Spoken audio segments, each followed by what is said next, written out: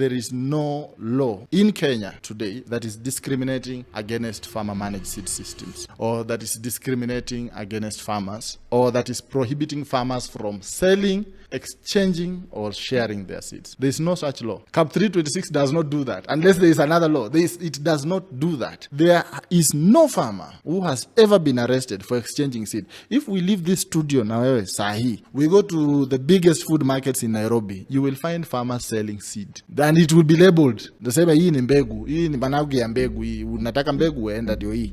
If we go to Kisii, we will find them. I know when you are farming now, you are buying seed. You also buy seed from farmers, and you also sell seed. Has anyone ever arrested you? This case is dead on arrival. It is based on emotion and innuendo. There's nothing factual about it. What is out there in the public is really bogus information, to say the least. The people that are presenting this topic are incompetent to discuss it. So the questions that civil society and farmers, genuine farmers, these farmers who are presented, okay, you say how the law has affected you. No, sometimes I am scared. When I exchange seeds, I'm going to be arrested. I told you, I am the one who created the first Indigenous seed and food fair event. And I organized it at National Museums of Kenya. And there was government present. And you know what was the most beautiful thing about it? Is that then organizations, especially Pelham, brought farmer groups and they cooked indigenous food at the Museum of Kenya. And they displayed and sold indigenous seeds at the National Museum of Kenya, here in Nairobi. The problem that we have in this movement of organic agroecology, we have people who like to talk too much and they do very little. And they like to complain as if they don't know how the system works. One of the things I was opposing when they were talking about privatizing Kenya seed, I was opposed to that because to some extent, even commercial seed are a public good. And that is why I would vouch every day for Kenya seed to continue to remain owned by the government of Kenya, because in the event of unstable conditions in the market, Kenya seed can still supply seed to farmers at a subsidized cost. And this is what they do. Do you know how much a packet of 2 kg from Kenya seed is? It is 300 shillings last season. Now, if you go to other companies, it is 3 times the price. This is what I'm saying. It is common sense. Hey, what's up, everybody? Welcome to the Organic Guy podcast. This is your home of organic conversations. I'm your host, the Organic Guy. And right around here, we have conversations on how we can make our food systems work for us rather than against us. Today, I want us to focus on a very important topic, and I think it's really underrated and it's not talked about enough. And that's the topic of seeds. Given that we are looking forward to the ruling that's happening later this year on the issue of seeds, especially on the law that was passed in Kenya, trying to regulate the formal seed sector. What's happening and what is the context and what can we learn? Are there other areas that we can learn from, or what can be improved upon? So today's guest will help us really unpack that area of seeds. And he goes by the name of Emmanuel Atamba. He is really a huge voice, especially in the area of sustainable agriculture and farming. So for me, it's a pleasure to have him on the podcast. Atamba, welcome to the podcast. Santa sana. Thank you very much for having me. And congratulations on very nice podcast and very nice conversation so far. Yeah, thank you very much. And I think the first time we started interacting with you was probably on social media, if I remember correctly, the early times of Twitter. And I miss the old Twitter in the case that it used to recommend you like people who you have similar interests. And I remember during that time you were tweeting about sustainable farming, agroecology, and I was also in that space. So from that area, we actually got to interact, and the sustainable farming world is small. So we are eventually bound to meet each other. So it goes to show things that can start small, they can go a long way to bring people together. So that's very, very interesting and appreciative. For guys who don't know you, give them a bit of context. Like, who is Emmanuel Atamba? Like, where did you grow up? Who are you as a young child? Like, were you more of an extrovert, introvert? So what was happening in that space? I think by the time I was growing up, these definitions were not there. So there was no extroverts and introverts. It was basically everyone was forced to be an extrovert, I think, to some level. But I'm trained in agriculture, major in agriculture economics. and I pursue some other interests, academic interest in development studies, a lot of interest in development theory, trying to learn, how the world is designed by, very basic understanding of development that sometimes is actually a misunderstanding of development, but this is a topic for another day. I actually recently went back to uni. I enrolled for Bachelor of Laws so that I can really try to, address some of the issues that we are talking about in terms of food system transformation that require very proper, interventions in terms of either litigation or also dealing with the legal frameworks that are there. So as a child, I would say, I was active. I was raised in a farm myself, which gave me a lot of opportunity and experience. Actually, most of the things that I do and I talk about when I talk about farming and when I talk about practices are things I've never been taught anywhere else other than the farm, which I call my home. So how I got a lot of interest into agriculture, I think I like to say I was cast into agriculture by my late father, which was a very good thing. So it's a very good curse that he left on me. So I used to be very funny, like with, as a kid. So one time my dad had gone out to make a call and I cracked a joke in the house and he came back and everyone was laughing. And he said, okay, what are you guys laughing about? And they say, ask him what he said. And I say, I can't repeat it. And my father was a teacher par excellence. Like he was really and he was a professor of anthropology and literature and anthropology at Masina Muliro University. So he said, and he really liked teaching as a career. Teaching is a noble career. And my family is a family of teachers. Almost everyone in my family is a teacher. Except very few people, and few I mean like 10%. Okay, I don't want to give numbers. And then so when I said when he asked me, can you repeat what you said? I said I can't repeat it. And he said, okay, so if you can't repeat it, you can't be a teacher. Maybe you'll just be a farmer. And then my rebellion started from there. So I always said I'm not a teacher, I'm a farmer. So this is what cultivated in me. So I started doing projects at home, and I had a small garden which was specifically demarcated for me, and I would plant vegetables, and we would have a fight with my mom if she wants to take vegetables from that plot without paying me something small to go and get sweets. So this is my background. I went to high school. I also started agriculture projects in high school. I used to run a rabbit project in high school. I used to take care of pigs. I used to milk cows sometimes when I was in high school. So you go to the kitchen, you take the waste from the kitchen, you give to the pigs. Sometimes the farm manager is called Zadok. He was a very good friend of mine. Sometimes he's not coming tomorrow very early. Maybe he has something. He tells me, please milk the cows in the morning for me. So I would milk the cows, take the milk to the kitchen. And in a boys' school, you don't take tea with milk. So you take black tea, or you just give in hot water and porridge or porridge. And then because I was milking the cows, I will get a cup of the teacher's tea. So I had a very interesting interaction with agriculture, even in school, that a lot of my classmates, were, always saying, this guy with agriculture. But I did not know, because I told you I come from a family of teachers, I did not know that you could actually study agriculture at university until I finished high school. When I finished high school and when I was applying for courses, when I saw Bachelor of Science Agriculture, I did not look for any other course, and I went in to study agriculture. And this is a bit of the background. So I really started very early managing agriculture projects, processes, and all that. I think when I was 12, for example, I was my uncle gave me some money to manage a small farm somewhere, and I was able to manage from planting to harvesting. In fact, what I did, I took the money for fertilizer, I bought a small phone, and then I borrowed manure from a neighbor and put on that farm. The guy has never harvested the kind of maize he harvested that time.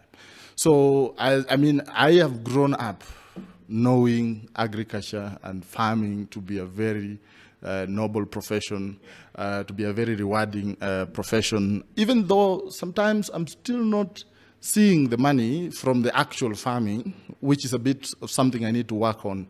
Like I have to really scale most of the enterprises I have on my farm. But I think other than that, it is one of the most refreshing things, because also the practice now really helps me to really place myself in the policy conversations because I think it's very difficult to talk about policies without understanding the practice and the science about it. Yeah, it's a really, really good background. And it's interesting to see like across, at least people I've talked to in this podcast, their background is very similar in some way or shape or form. They were either involved in agriculture like in very early age. So it's sort of like they may not have like wanted to be a farmer, but it like on the background, it's something they used to do. Yeah. Either like they were given a farm or they were being told, hey, go help us in weeding at the farm or come assist us in harvesting. So it's always a really interesting thing or theme that I've started to notice like around all people who are involved in agriculture as well.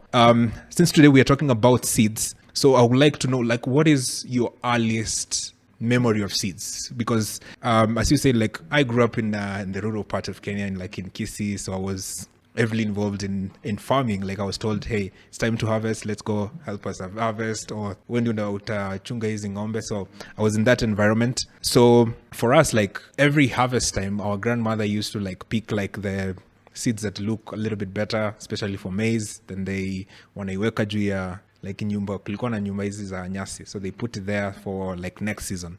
So for you, like what is the earliest memory you can remember of your interaction with seeds? I would say even from primary school, for example, like I used to be, and I'm still fascinated about seeds in terms of how you can put something small on the ground and it just multiplies. And one of my favorite crops, for example, is bananas. I really love bananas. You know, you take a cutting, a sucker of a banana, you plant it somewhere, and then it just colonizes the whole place. And every time you get bananas, and you know, so like I would, for example, you know, like when these guys were selling sugarcane along the road in the village. These days it's not very common, but Kitambo, this was the thing. Like if you get 5 shillings sugarcane, you know, this was what you would go and buy as a rural child. So there was a lot of sugarcane vendors, let me call them like this, in the village and in the main markets. So when they sell, the top part remains and they throw it. They just leave it there. So I would always want to carry, like sometimes I find the purple one and I want to carry it. I go home, I try to propagate it. Sometimes I'm successful, sometimes I'm not. Avocado seeds was also a big thing for me. Like I would never leave an avocado seed on the road. I would pick it, I would go and try to plant it.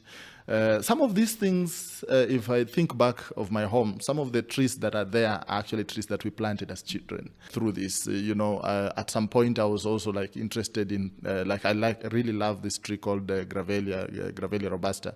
So like, trying to see, okay, so how can I get a seedling of Gravelia? So I would climb, I would get these seeds, I would try to, propagate today like this. If it doesn't work, I try a different option and all that. And then in the end, you get like 20 seedlings of Gravelia, and then you plant on your farm. And up to now, you can see some of those trees. They're there. So I think I'm someone who really, from as a child, really understand the importance of seed.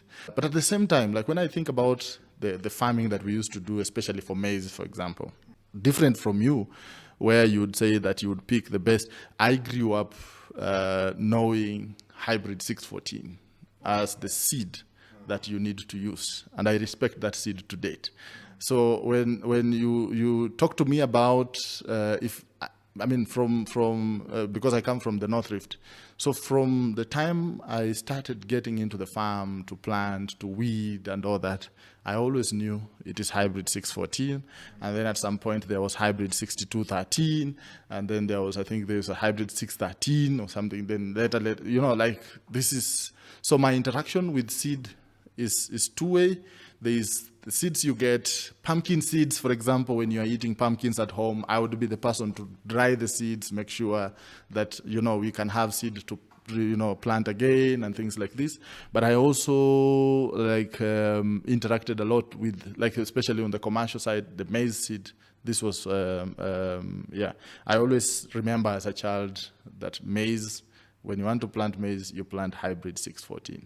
So this is the two sides of the world that I come from a bit when it comes to seeds. So the commercial, and then also the, everyone has access and all these things like the indigenous, seeds for vegetables and all these. It's a really interesting perspective, and it goes to show like the diversity of like experiences we have in the country. I don't know if it's because in Kisii, like that was the practice, I think, in the early 90s. And then as we get into the 2000s, that's when I remember even my grandmother used now to go to the place where they sell the seeds. And then that's when she could go and buy like hybrid seeds. So for a long time, I think like my entire primary school, it was like, hey, these are the seeds we're using.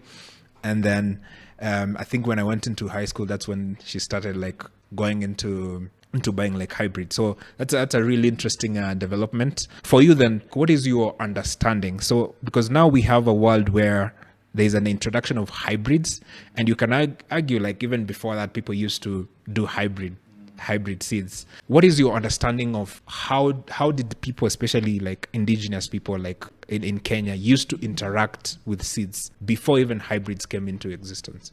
I mean, I would say broadly, from my understanding of how our human interaction, let me just broaden it even beyond Kenya with agriculture has been, is that, like we started from hunting and gathering, and then we started to cultivate, and then we started to select. So the human being has, of course, a lot of people are now talking about, quantum computing and all that, and how you can get other dimensions and into the world, other perspectives. We are limited to 3D. This is the most we can see, So human beings are rational, farmers are rational, even indigenous people are rational. This is if I said anything else, it will be an indictment to them. My assumption first is that every human being is rational. Some animals can also be rational, like cats, or it depends a bit, but all human beings are rational to begin with. And rational with the limitation of the perspective that they have about things. So if you think about the crops that we consume today, these crops have been selected over time by people. Even before people started breeding in university and people started to do genetically modified crops, this selection has been done by us as human beings, as a species. And we have selected from the beginning of time what we thought was more productive, what we thought was more resilient, what we thought was more colorful, and what we thought was more nutritious to us at that time. Okay, so I think for me it's a continuous process that we have been doing by just selecting. So even if like the example you are giving about your grandmother and how she would select seeds, I'm sure she would be selecting based on cob size to begin with. So cob size is indicator number one. Okay, cob size might not mean that is the most resilient crop. Maybe if there is a disease that will come later in after 10 years of selecting based on cob size, then there are certain characteristics that you are leaving behind. Yeah. So this is the point. So I think the loss happens because of that continuous selection that is limited in the sense of this is what I see and this is what I want. I don't care about what I see because I don't even know what I don't see. So I think this is what I can say about it. So it's a continuous process. I don't think what we are doing now is different from what, even the very, very first versions of Homo sapiens, or even if we went back to the other species that we were before, I don't think it's anything different. It's only that maybe that now we are just writing it on paper to say, so we selected this maize because it was 15 centimeters. The cob size was 15 centimeters. But our grandparents would still select. They would just not maybe measure the cob size as scientists at university would do. They would not measure. They would not bother to go to the field and measure the height of the stem. Okay, but they would still select based on those attributes. Yeah, it's that's true. It's a common theme, I think. Depending on the technology of that time, that's what they used to use to select the best seeds that they can get. I think as we go into the conversation, there are a few words we're going to repeat a lot. So one of them, I think it's indigenous seeds, it's hybrids, and I think we'll mention about GMOs. So you can give guys a little bit of context, like what is the difference between those three seeds? First, indigenous seeds is highly contested concept, because indigenous to who? And indigenous, how does it become an indigenous seed? Something that is indigenous is something, I mean, if we really go back to the science, something that is indigenous is something that originates from that context, from that location. Most of the things that, for example, if you say maize, for example, it is not indigenous to Kenya. It came to Kenya. I think it's indigenous to Mexico or elsewhere. Therefore, there is normally what you would call land races. Okay, so land races, these are seeds, or these are not only seeds, because also it's not only about seed, but generally, forms of life, you can broaden it like that, that originated from elsewhere, but have been used for a very long time and adapted to our context. So, for example, the different types of maize that we call indigenous would really fall, if we are strict about the English that we are using, will be land races, not indigenous. But of course, we call them indigenous because, we found them there and, we want to believe that they are ours and things like this. But that said, what is broadly understood as indigenous, and what I would also, with that caveat of it is not super clear, what I would also want to associate myself with is that these are seeds that have not been bred for any specific characteristics. Okay, so they exist more or less naturally, mostly openly pollinated. So there is not a lot of interference in terms of choosing this and this to cross pollinate or something. So this is what people would refer to as indigenous. But I've said put a caveat on it. It's really not exactly like that technically. When you go to hybrids, a hybrid is basically a combination of two or more characteristics into something that is stable, that shows both characteristics. So you have a tall maize variety that has very weak roots, okay, and you have a short maize variety that has very strong roots. Then you breed with the target of hoping that the strong roots of the short variety will somehow combine with the tall maize variety and all that. So you are looking for these specific characteristics, but it is naturally done. If it is impossible for these combinations to happen, it's impossible. You can't force it.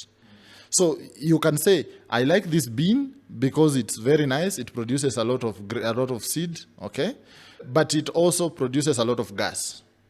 But this other one that does not have a lot of gas does not produce a lot of seed. So I want to cross them, in a way that, in a systematic manner, in a way that they will have both characteristics.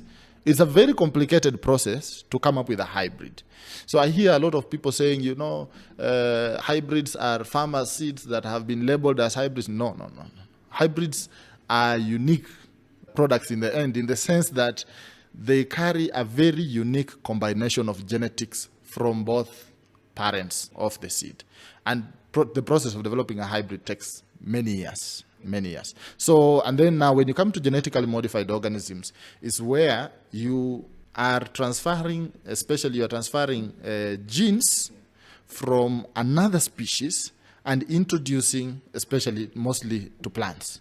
Okay, so for example, BT maize, they take the genes from Bacillus thuringiensis, which is a naturally occurring bacteria in the soil that produces a toxin that kills pests, especially from the Lepidoptera species. So you go to the BT genome, you steal the gene there that is responsible for production of the toxin, and then you introduce that gene to another species, which is now maize, and then the maize now has the ability to produce the toxin that would have otherwise been produced by the bacteria. Now you want it to be produced by the maize. So that the dudu, ikikula hiyo mahindi, it's gone. We give a lot of credit to GMOs. I don't find it to be super interesting. Why? Because GMOs in the end only achieve, the people who are doing GMOs, I studied biotechnology at university, by the way, so I know a lot more about the details. But the move now is to go to gene editing, because transferring genes from another species to a different species is super expensive. So the move now is to move to gene editing, where people are saying, okay, so if this gene is what makes this crop to behave the way we don't want, then we are just going to open it up at molecular level, by the way. So it's very detailed. We are going to open it up and we are going to cut out the gene that is undesirable, which is, some people are saying this is not that bad, So who wants to eat pineapples with the bitterness that they have? So if you can remove the bitterness from pineapples, that comes after eating, especially. If you eat pineapples and you take water immediately, then you realize you have not eaten something that is very sweet. So if you can remove it, we have no problem. Then people say, yeah, it's fine. But in the end, it's a super expensive process. It's super complicated. It comes with a lot of controls because of the cost that it has. So yeah, so this is where I would leave it. But I think the place where I like to operate myself when it comes to seeds, I have boundaries. So I am between hybrids and indigenous seeds. So I don't go beyond that because I don't think it is even necessary. We can leave this to other generations to try. Yeah. I think it's a really good definition. At least it gives the viewers a little bit of context of what we'll be talking about. It's interesting to say that hybrids. I think this is a confusion a lot of people have between hybrids and GMOs. They say like, hey, this is the same process. Yeah, but when I think as you've explained, it's very different. Hybrids, it's between same species, right? You do not go intra-species boundaries, but for a GMO, you actually go beyond the species themselves, and then now you're introducing new genes. Just to clarify, most GMOs are hybrids to begin with. Because, for example, for BT maize, if you want to make the maize to be resistant to pests, why would you make a variety of maize that is not high yielding to be resistant to pests? For what? You see, this one, watachoma. So now you realize that most, because there are two main characteristics for genetically modified foods across the world. One is pest resistance.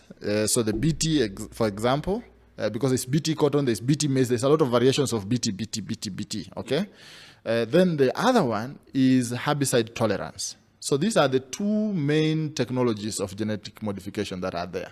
So it's not as comprehensive as people like to make it. It's not as flowery as they like to present it. So therefore, genetic modification cannot work minus the breeding, the kawaida breeding that leads us to hybrids. So this is where maybe the confusion comes in. But hybrids are not GMOs. GMOs can be hybrids, but hybrids are not necessarily GMOs. Yeah, I think that's a very important distinction moving forward. So I think we mentioned there a different of contexts. So you mentioned that you grew up in an era where like your parents could go like into a shop and then get hybrids. So in my case, it was different because not up until like in the early 2000s, that's when my grandmother would actually go into the shop and actually get these hybrids. So given in that context, and we know that during colonization, the British were very intent in actually establishing this kind of hybrids, especially for maize, for coffee to some extent, right? So these are like these were cash crops for them to export into their countries, especially in Britain. So given that context, do you think that the fact that the British, right, the colonialists came in Kenya and introduced hybrids has in any way changed the minds of farmers, especially from your area? So it has given them this mindset of, if you want to produce, you have to use our technology, or not necessarily their technology, but you have to use hybrids for you to be able to be a successful farmer. I would not credit colonizers with that kind of... that is giving them too much credit. No, at least they systemized the system. Like they came with the system and they were able to establish that system. The process of selecting what we like, as I told you, this is one of the biggest weaknesses that we have as human beings. And it's everywhere in life, even in dating. People say, yeah, I like this guy, this girl, she keeps her hair very nice and all that. You are selecting what you like. You're not selecting what you need. So human beings don't select what they need. When people select jobs, when they select cars, when they select houses and all this, they select what they want. And that's why we end up with, people living in 5-bedroom houses with 2 children, and they have to split the bedrooms, and it's never enough people in the house because we go for what we want. So I would say whether colonization happened or even if it did not happen, okay? For example, if you go to Ethiopia, Ethiopia was not colonized. They kicked out the Italians very fast. They were not able to colonize them. But they still have hybrids and all that. So at the end of the day, at some point, human beings, as impatient as we are, and as we are always going to be, we were going to try to speed up the process of selecting. It was going to be too boring to wait, okay, so we are going to harvest this, and then we are going to wait, and then we will select again.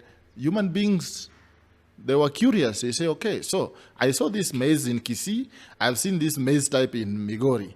I like this characteristic in the one in Migori. I like this one, the one in Kisii. I'm going to plant them together so that they cross-pollinate, and therefore I end up, and this is a very layman way of explaining breeding. Breeding is more detailed than this. Then I will end up with a variety that has both sides. This is what we do with chicken. You see the kind of transactions that happen with chicken in the village. This was not brought by the British.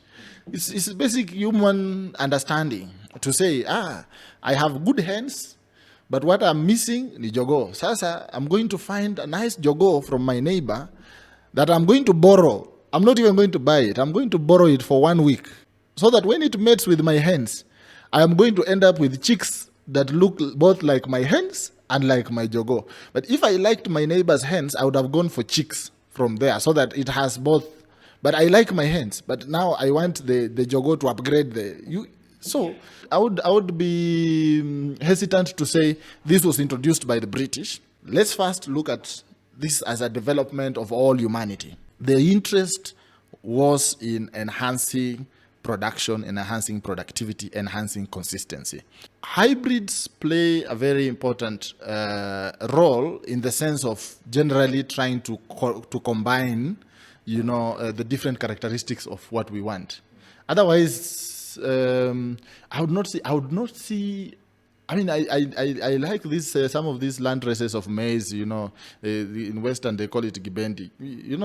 They look good. You can roast. But if you want to produce maize for ugali, you don't go for that. You go for and they are our seeds. Kenya Seed Company is owned by the government of Kenya. It's a majority shareholder. I know recently some people, I don't want to mention, tried to sell it. But as at the moment, you should know that Kenya Seed is our company as Kenyans. Simlo Seed is a subsidiary of Kenya Seed. It's our company. And a few other companies that are subsidiaries of Kenya Seed are our companies. So when I talk about hybrid 614, for example, as a variety of maize that I like to work with, if I'm going to grow maize, chances are very high I'm going to go for hybrid 614 or hybrid 6213. These are varieties from a company that is a Kenyan company, for example. So I would not credit it to anyone else. But the problem that is there is if I present to you a high-yielding variety of maize, I am not telling you to throw what you had. It is you who will make the rational decision of saying, the first time farmers plant these different seeds, wanapandangi shamba yote, they plant a small part kidogo. And then they'll plant half an acre, they'll see how it works. And then the other half, they keep their own seeds. And then eventually, if you find this farmer has decided to use commercial seeds on the entire piece of the land, it's because this is what is making them money, or this is what is giving them food. They are not going to do it because they are happy with seed companies. They are not going to do it because they want seed companies to be richer. They are going to do it because it works for them. So if a breeder decided today, and in most cases they don't involve the farmer, right? So it's a breeder who decides, who goes into the lab and says, you know what, I think a farmer might like what I'm about to do. So how can I saw this maize in, let's say in Ukambani, it's very adapted to drought, and I want to like high yielding maize in Kitale. So I'm going to breed them, and then I'm going to breed like a maize that is highly tolerant to drought, and then it's high yielding. So the farmer is not necessarily involved, right? In most cases, and most of the products that that are in the market don't necessarily go through that process. So that's fair. I want us to then talk to, I think, a topic that is in most people's mind, especially when it comes to seeds, and that is the Seed and Crop Varieties Act. I think it's CAP 326, right? It's something that is in court, right? We have a lot of farmers who went to court, with support of NGOs to try and petition the government to say, hey, I think this law is very discriminatory and it's not working for our small scale farmers and our indigenous farmers. So before we get into the content of the law itself, what is your understanding of the Seed and Crop Varieties Act? And before I go to that, I would say, because I've interacted with a lot of breeders, and I know some of them will watch this show and they will be very disappointed if I don't actually dispute what you're saying, that farmers are not involved in the process of breeding. There is a lot of consultation that happens to produce varieties. At that point, it's a product that you're producing for the market, and your market is farmers. You have to produce something that works for farmers. So farmers are part and parcel of the process of the breeding that is happening. And again, not necessarily in the laboratory. I mean, the lab work, I think, mainly for if you want to do GMOs, but the breeding is done in the field, And as much as people can do a bit of genotyping to just look at, if you want to define exactly in terms of molecular analysis what characteristics are contained in this seed, you can do genotyping. But the general breeding that is done outside, is done in a natural process. It's a highly natural process. And this is why it would disintegrate. And there's a lot of people who say, if you plant hybrids, you don't harvest. They cannot germinate. This is a lie. Hybrids will germinate. If I take hybrid 614 by Kenya Seed today, I go and plant on my farm, I can take the same seed and plant, and I will still get maize. The only thing that will happen is that you remember it's a hybrid, it's a combination. Sawa? Yeah, so it's a combination. I wanted to use an example that you can relate with, but let me not go into that. It's a combination of genes. So what happens is, if it openly again pollinates, what happens is it will disintegrate back into the genes. And that's why you will see in a family of a tall mother and a tall father, there will be short children. They are not from the neighbor.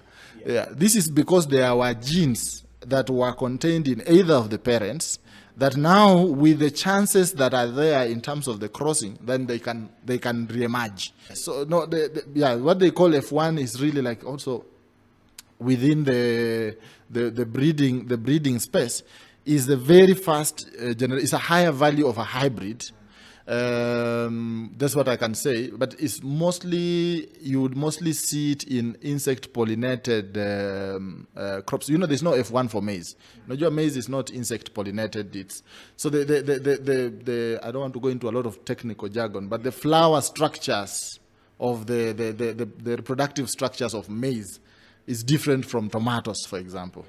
So the possibilities that you find in tomatoes when you're breeding tomatoes, and the technicalities of breeding for tomatoes, is completely different from the technicalities of breeding from maize. So when someone ends up with an F1 tomato, you might even find that it's a combination of 4 different traits into one tomato plant, and that's why they sell it per seed. Especially if you buy the seedlings, they sell it per seed.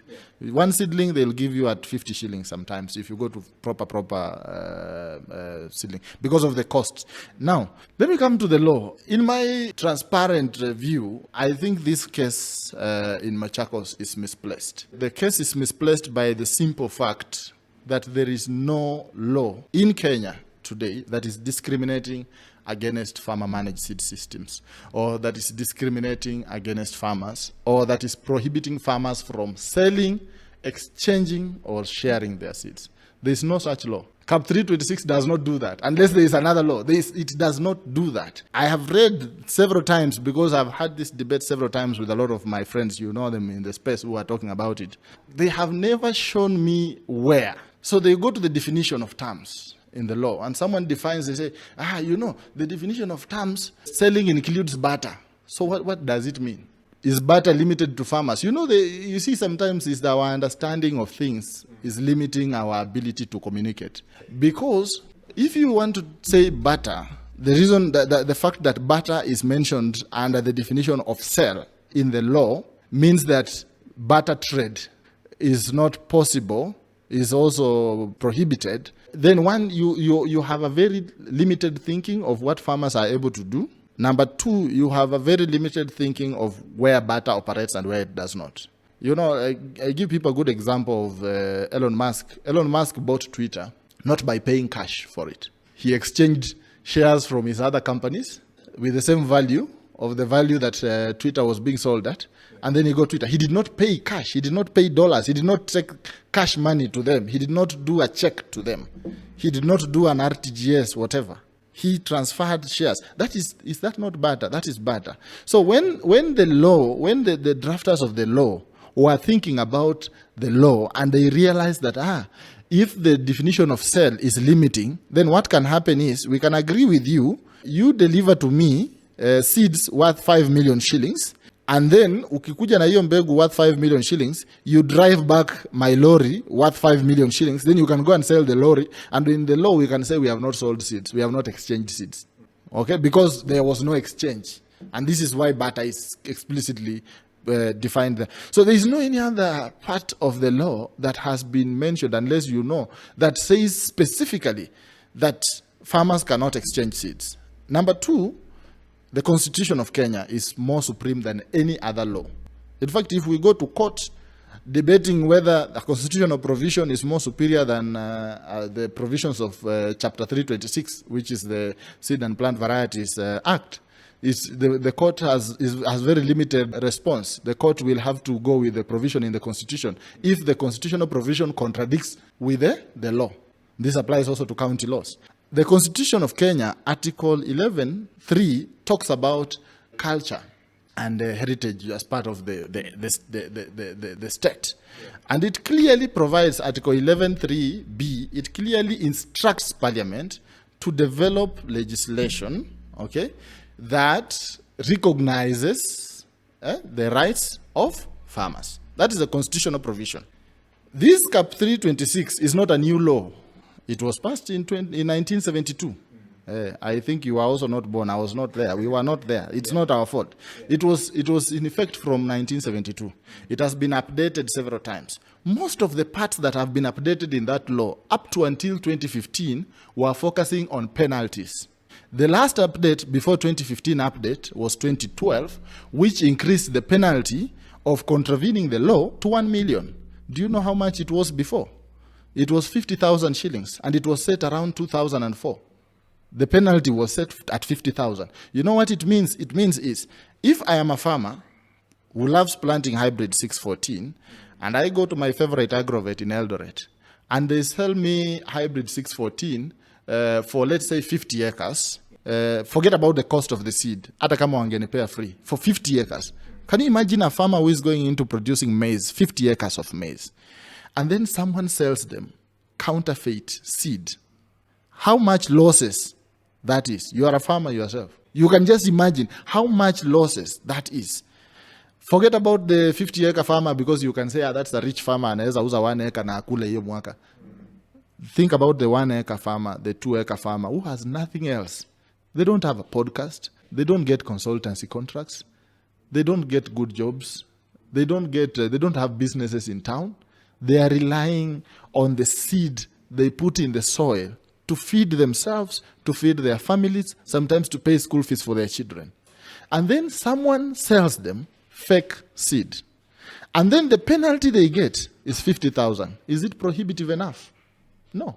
This is why the amendment was made in 2012 to increase the penalty from 50,000 to 1 million. And I've looked at all the amendments since 1972. Most of the time amendments are done, they increase the penalty in relation to the state of the economy, so that it is prohibitive enough. Come on, 50,000, I can also get into business of selling fake seed. Yeah, I mean, I see your angle, but the fact that the law doesn't explicitly mention small-scale farmers, I think that's the first problem. The fact that the law says, hey, as a farmer who is growing hybrids, you actually shielded from, let's say, being sold fake seeds, right?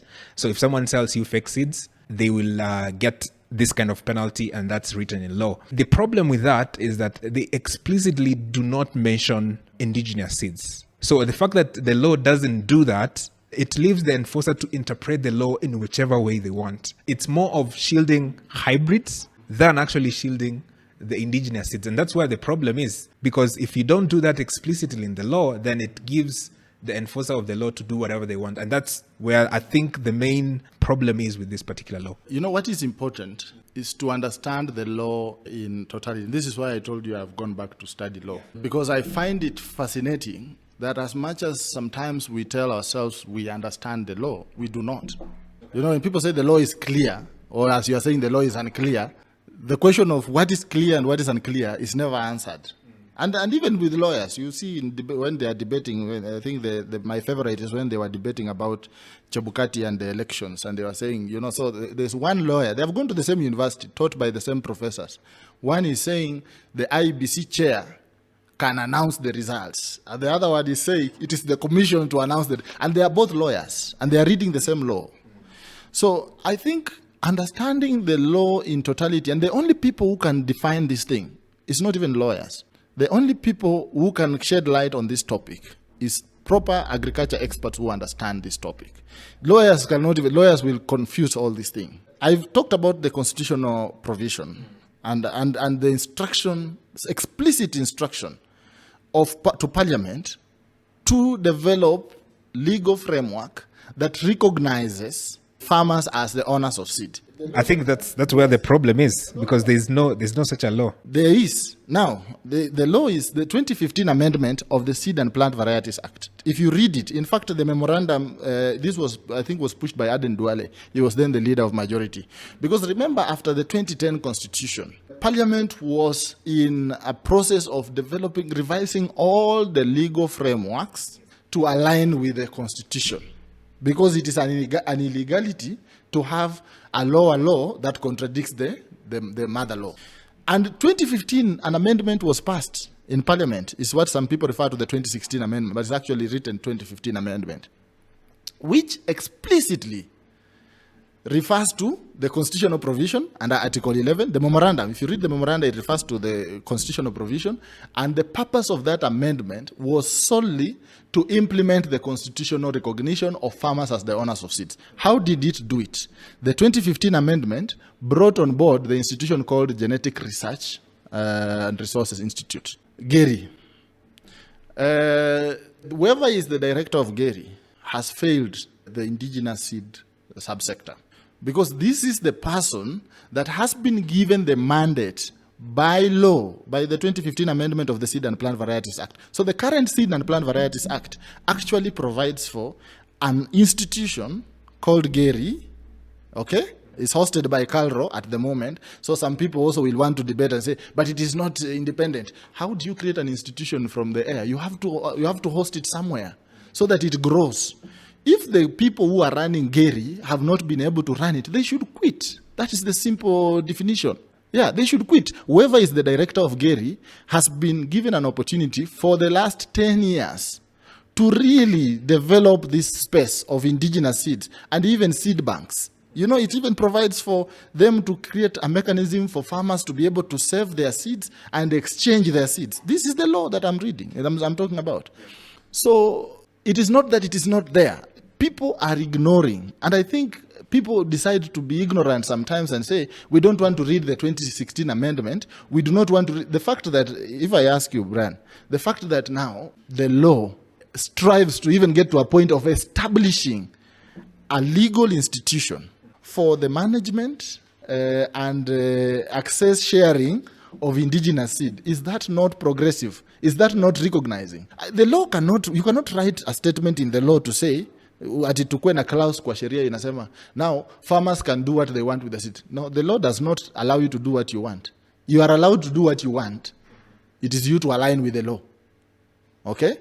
Today, there is no farmer who has ever been arrested for exchanging seed. If we leave this studio now, sahi, we go to the biggest food markets in Nairobi, you will find farmers selling seed. Seed. Then it will be labeled. Nasema hii ni mbegu, hii ni managu ya mbegu, hii unataka mbegu enda ndio hii.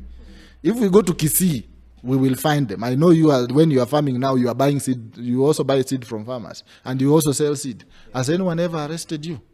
No. That is something we have to avoid. We can't just sit and say, because it hasn't happened, it will never happen.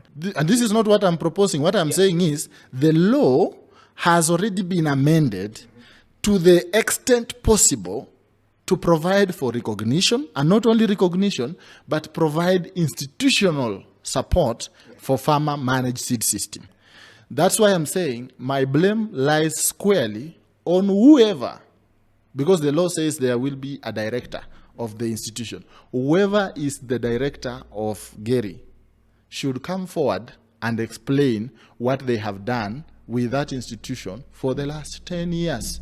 Because it is that institution that can come and say, let us bring these civil society actors who are saying they really care about this seed issue, okay? I've been in that space before, I know, and I'm still talking about farmers' rights and all that. I'm not saying this because I don't care about farmers' rights. I know what I'm giving is very practical information, that it is that person to come and tell us. The 2015 amendment provided for not only recognition, but institutional mechanism for managing indigenous farmer-managed seed systems. You cannot manage indigenous farmer-managed seed systems the same way with the commercial seed sector.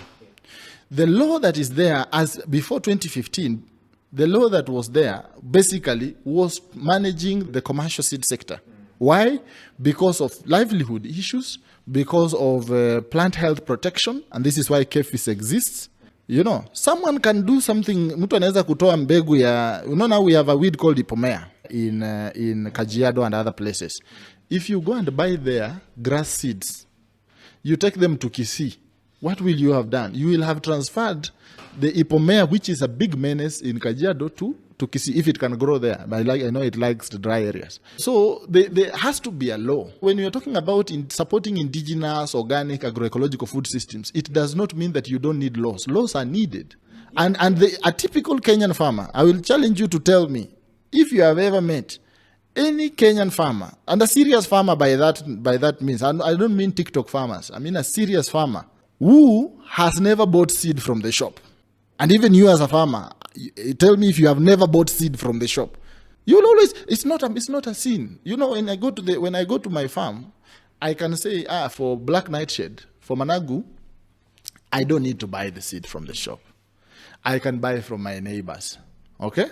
But for maize, if I want to do 10 acres of maize, my friend, I will buy from Kenya Seed. I think that's clear. I mean, the whole challenge is not that hybrids should not exist. They should exist.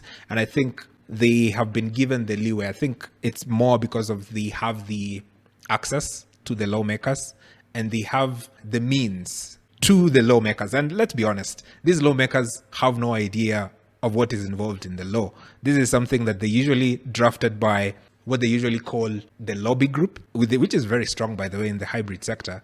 They go into this lawmaker's office and say, hey, we have this document, we want it passed in parliament, and this is what we'll do. These guys never read these laws that they're passed. They usually have aides in their offices, right? These are the aides usually go through the papers and they go through the law and then they sort of summarize to the lawmakers, and this is exactly what you need to say in parliament to get it passed. That's my understanding of how the process worked. And that's why my only thing that I have against this law is that it's not farmers led, right? And I think this is something very big that the petitioners have, is that the 2010 constitution also provides that the Kenyans should have at least public participation. And this law didn't go through that phase as well. I think the petitioners have a very, very strong case against that as well. They don't. This case is dead on arrival. It is based on emotion and innuendo. There's nothing factual about it. Any competent court, even to any competent person, any competent person, sitting with all the amendments of the CAP 326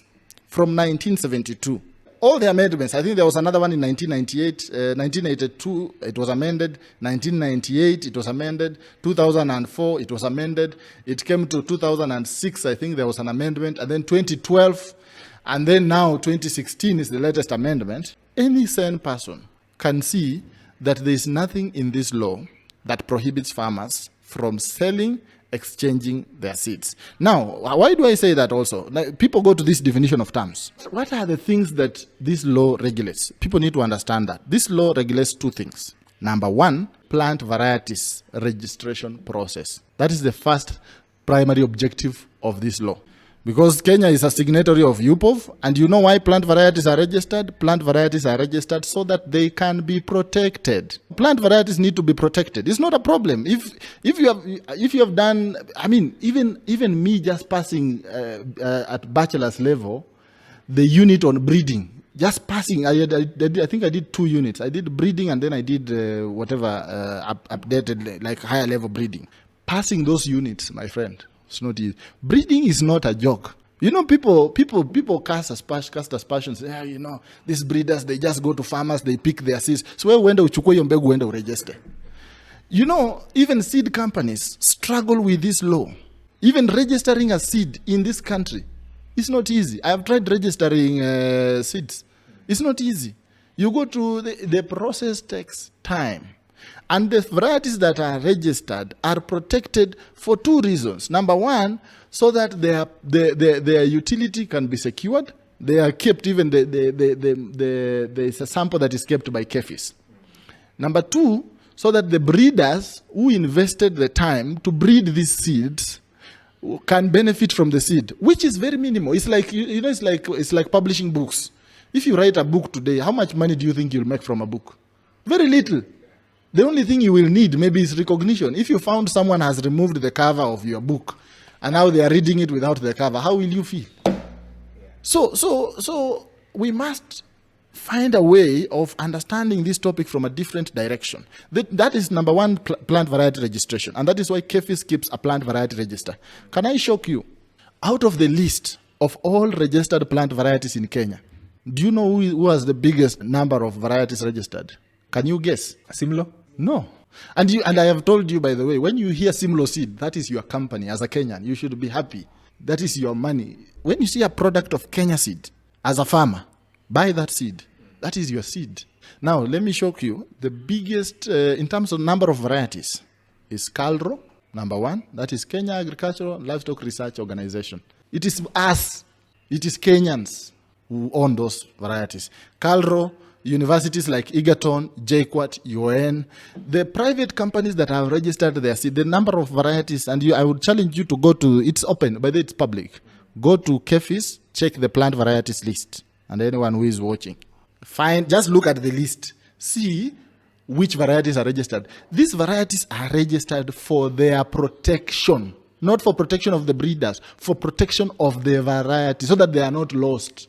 Okay? If you don't register a variety, you don't. Now, number 2 that is being regulated by this law is the process of certification. Now, a registered variety does not automatically become a certified seed. What is a certified seed? A certified seed is a seed that has been produced under the set conditions by the regulator, which is KEFIS. Now, I have interacted with, I think I would still insist, being a scientist in training also, and I've interacted with a lot of people who do breeding. They check from plowing, site identification. You know, if you want to produce certified seed today for maize, KEFIS will have to check where you're going to produce it, the land. They will have to approve it. You cannot decide, leo napanda mbegu hapa na upande. KEFIS will have to approve the site. Number 2, they will have to approve the land preparation process that you do. Number 3, they will have to approve the planting. Number 4, they will come and check how much fertilizer you have put and all those. All the practices they will check at each and every stage. KEFIS, as the regulator, will check you. Now, there is someone called a seed analyst. The seed analyst anakuja kuangalia vile hiyo process inaenda na pia ukistock. How you store the seed so that you don't store seeds improperly. Then unauzia mkulima mbegu, it has lost the germination potential of it. So a certified seed is not si mbegu ya mutajiri fulani. No, it is seed that has been produced under these conditions, and therefore it can have a quality criteria assigned to it. Then I can say, this is hybrid 614, and I can tell you as a farmer, if you plant this seed, you are likely to get, with good conditions, you are likely to get up to 25 bags of maize per acre. I can tell you that because it is measurable. It is, yeah. Number 2, I can tell you for sure, certified seed, if you don't get fake seed, certified, because fake seed is also a big thing. It's a big problem in the market. If you get certified seed, it will be weed free. That is also a guarantee that you get. So huwezi kuchukua mbegu ya managu. Unaona ile mbegu ya managu ya Simlo? If you go and buy the packet ya Simlo, uende kupanda, haiwezi kuwa na weeds, haiwezi mea weeds, ilikuja na hiyo mbegu. But something interesting happened on my farm the other day, just to give you an idea of what happens. So my workers, I allow them to grow vegetables for their own consumption. Because I tell them, sasa usipomata mboga yako ya kukula, mimi sikulangi hiyo mboga hapo. Now this guy went and bought mbegu ya mboga ya kienyeji. I don't remember which vegetable exactly. So mimi siku nyingine nakuja kwa farm, ninaona sorghum. Sorghum imejaa kwa shamba. Sasa jamaa, hey, mse, when did we agree we are going to plant sorghum? And the guy tells me ilikuja na ile mbegu ya alinunua kwa soko. You see the what I'm talking about? Now imagine it is not sorghum. Imagine it is a notorious weed. Just imagine for a second, it was a notorious weed. What happens to the farmer? You have another. So certification is a quality assurance process that is important. So that is the purpose of the law.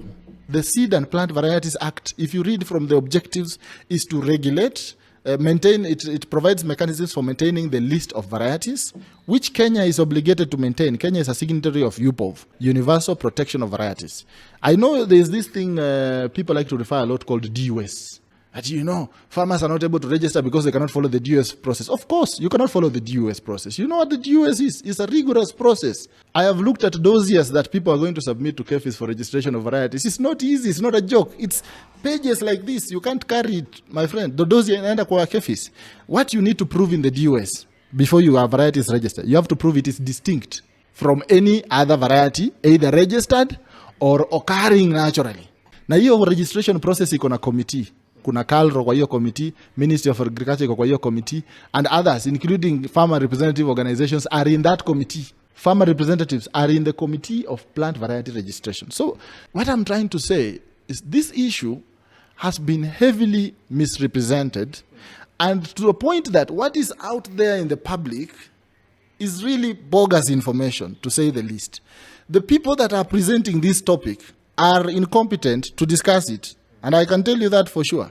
If you don't trust Parliament, as you have said, do you trust KEFIS? They have shown not to be trusted. Where, my friend? Where? Do you know the only reason why we are not getting notorious weeds from other countries that are disastrous in crop production is because KEFIS exists. Yeah. Do you know KEFIS is keeping check of our borders to make sure that we are not getting entry of disastrous plant material? Do you know that KEFIS is checking borders to make sure that farmers, mbegu ya wakulima wetu, cannot be stolen from this country and be taken to other countries to be utilized without proper rights, without proper benefits being assigned to those farmers? Those are the responsibilities of KEFIS. And I think the overall point here we are trying to establish is that these institutions are not bad institutions, right? They are doing the work. Yeah, they play a role that they're supposed to play. So I'm trying to summarize like what we are trying to get from this law. And what I'm getting from you is that you're saying that this law is a needed law, and it's trying to protect the breeders. It's not even trying. There is a small section in the law that talks about breeders' rights. And unless you tell me, I know I was taught by someone called Professor Kimani at University of Nairobi. Professor Kimani was, at least from my understanding, is one of the most prolific bean breeders. And you know where he was breeding the beans? If you have ever gone to UN Kabete, kwa hiyo field station, he was breeding. The beans are registered. If you go to the variety list, are registered as Professor Kimani / University of Nairobi. Now, can you give me a timeline? How long you think it will take, and how much work you think it goes into, and how much money you think it goes into to develop a unique, distinct, uniform, and stable variety of a bean? I'll say 2 years. Very little. 2 years is very little. It takes an average of 10 years. For beans, I'm giving you a specific example of bean. I was taught by Professor Kimani Waithaka. And this is what he was doing. Apart from teaching, he was breeding. Specifically, he had an interest in beans. And I'm telling you, go to check. Just Google Professor Waithaka beans. You'll see how many bean varieties he has developed. Now, if you go to KEFIS, this is why I'm trying to restore your hope in this country a bit.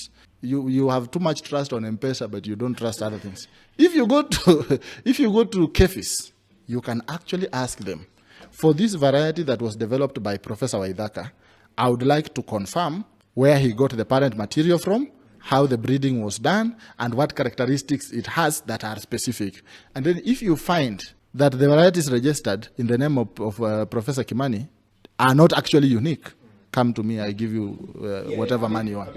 My point is, I cannot say that the law, the purpose of the law is to protect breeders. The first purpose of the law is to protect, register, keep a list, and protect varieties. Varieties are not breeders. Varieties are accessible to us. So when I register a variety, if I do breeding process and I come up with a variety of maize and I register it, I cannot limit it to my own use.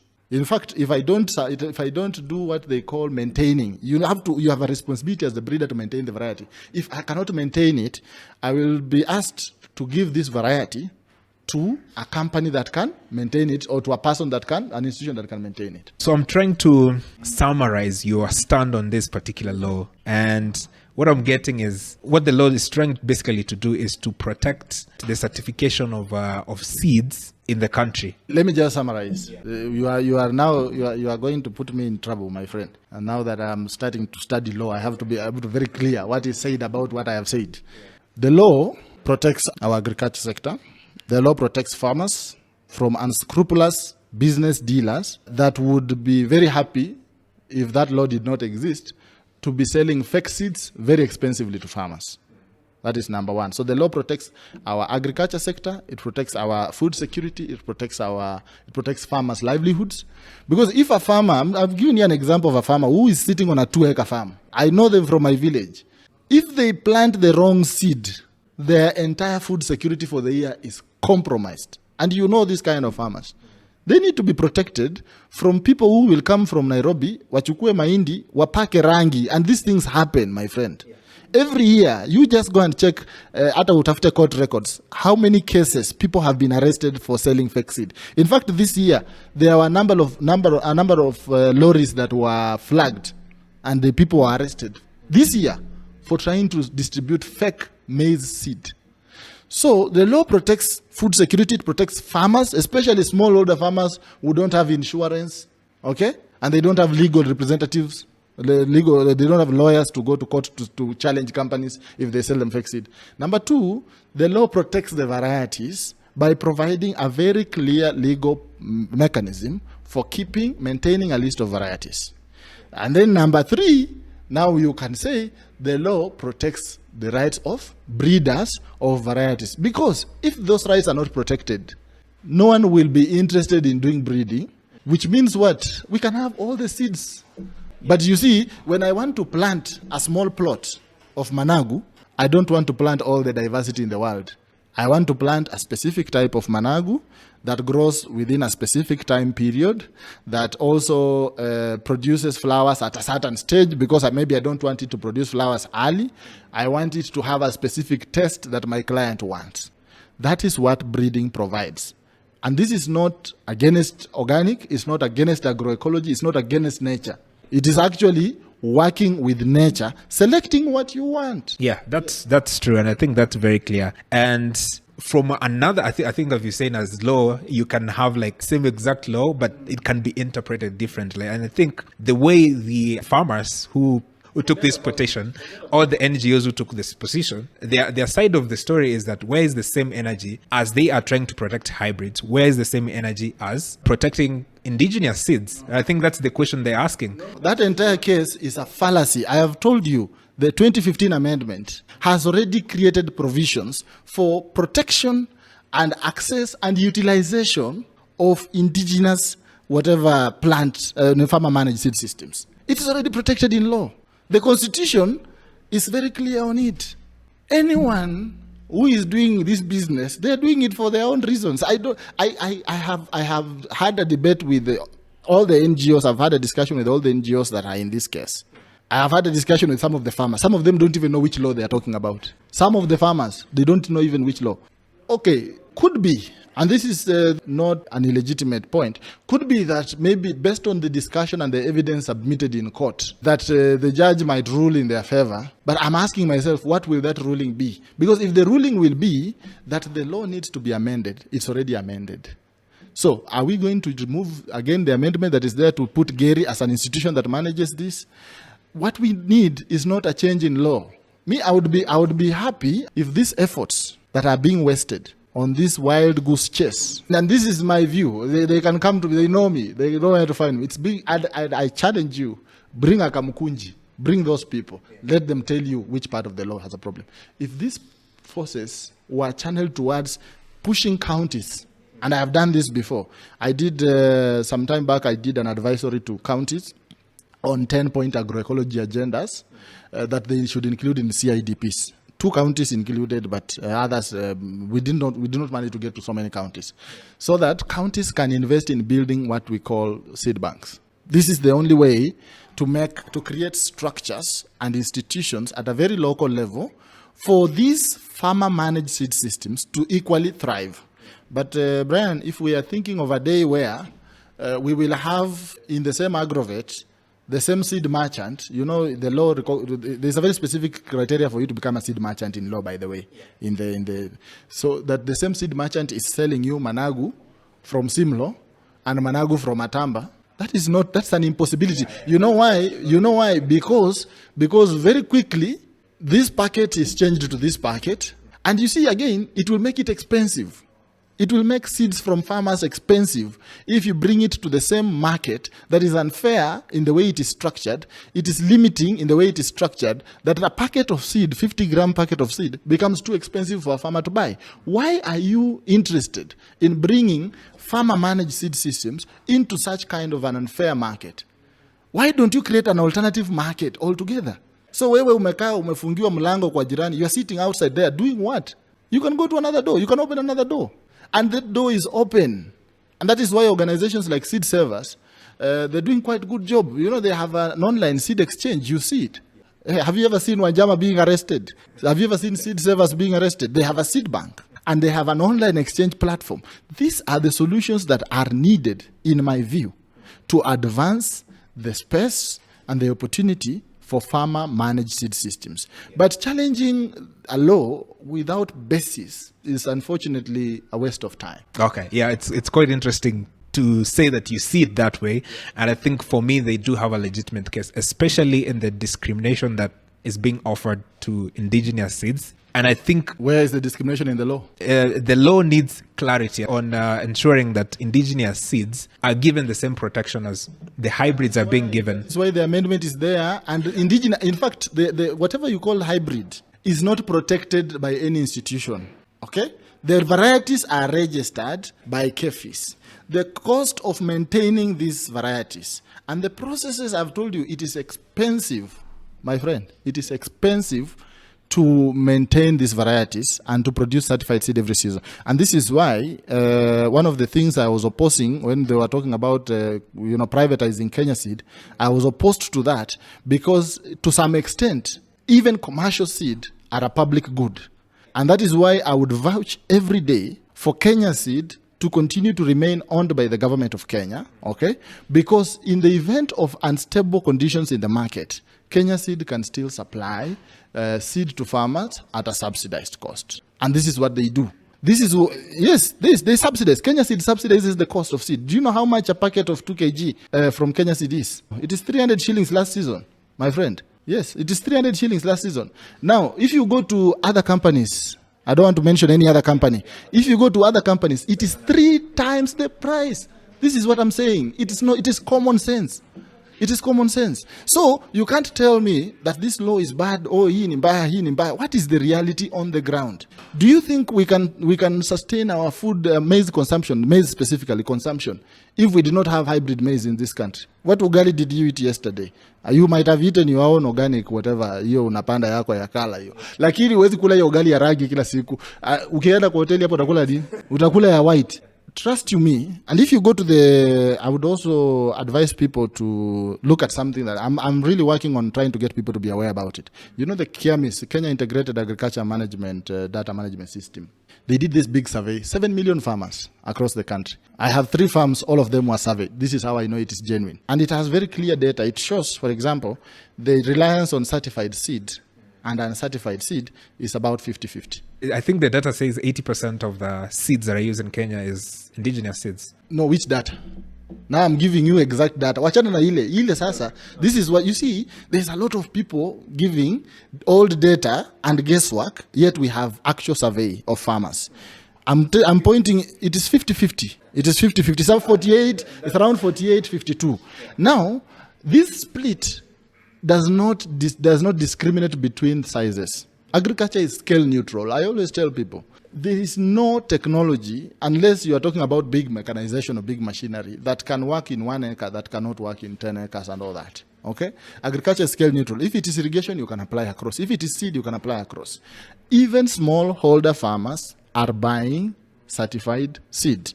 And they are buying certified seed not because they don't like their own seed, but because they don't have the luxury to gamble. Because, for example, with maize, if you buy a hybrid maize variety and you plant, and then you see the different colors of tassels. Ingine imetoka white, ingine inakaa pink, ingine, that is a fake seed that they sold you. And what I advise farmers, now KEFIS has been very progressive. They have this SSD, this code, you scratch, keep that packet. We are going to, maybe we'll have a discussion later, another time, and I can bring a few other people to you also to discuss how to know that your seed is fake.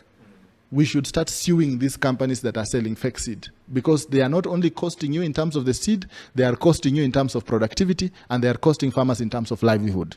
So, my friend, there is work to be done. So hii siasa ingine hii wale wanasema sheria, it is not, no, the law is there. It protects farmers from both sides. It protects farmers from companies that are unscrupulous. I can assure you, Brian, bring here any person who is running a commercial seed company and ask them if they like the Seed and Plant Varieties Act. They hate it. You know why? This is a very laborious process of managed certification. Registration first is difficult. Certification, every season they have to pay KEFIS people from Nairobi most of the time. They have to pay their transport, they have to pay their accommodation, they have to pay their per diems to come and just look at their fields and say, this is approved at this stage. My friend, let's be factual. Now, just to complete, recently, Honorable Atamba presented a bill, an amendment bill, which is a clear example of what a bad seed law can look like. I hope he has discarded that thing. It was a very stupid proposal. I hope he has discarded it. And if you look at that proposal that was made by Atamba, he was suggesting that for some seeds, they should not go through the plant variety registration process. They should not go through the DUS process and all that. Which meant that if that bill is ever passed, what it will mean is that exactly what you people are alluding, that now, people just pick seeds, that is exactly what is going to happen. But we are fighting that amendment. It should not go through. We should fight it. It should not go through. Fight it with facts, not emotion.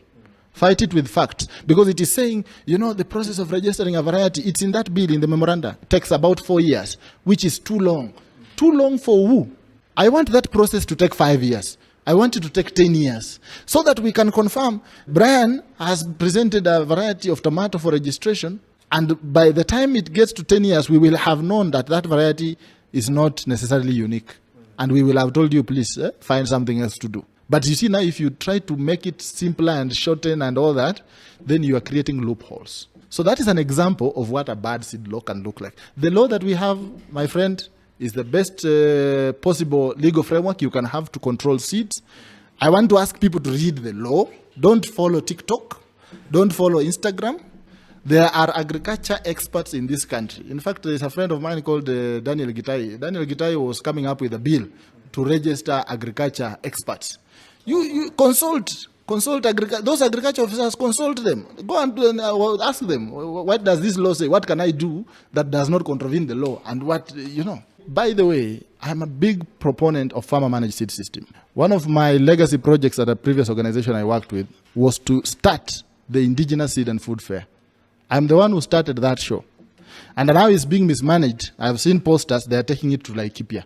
That is stupidity of the highest order. That is the biggest seed policy conversation platform that has ever emerged in this country.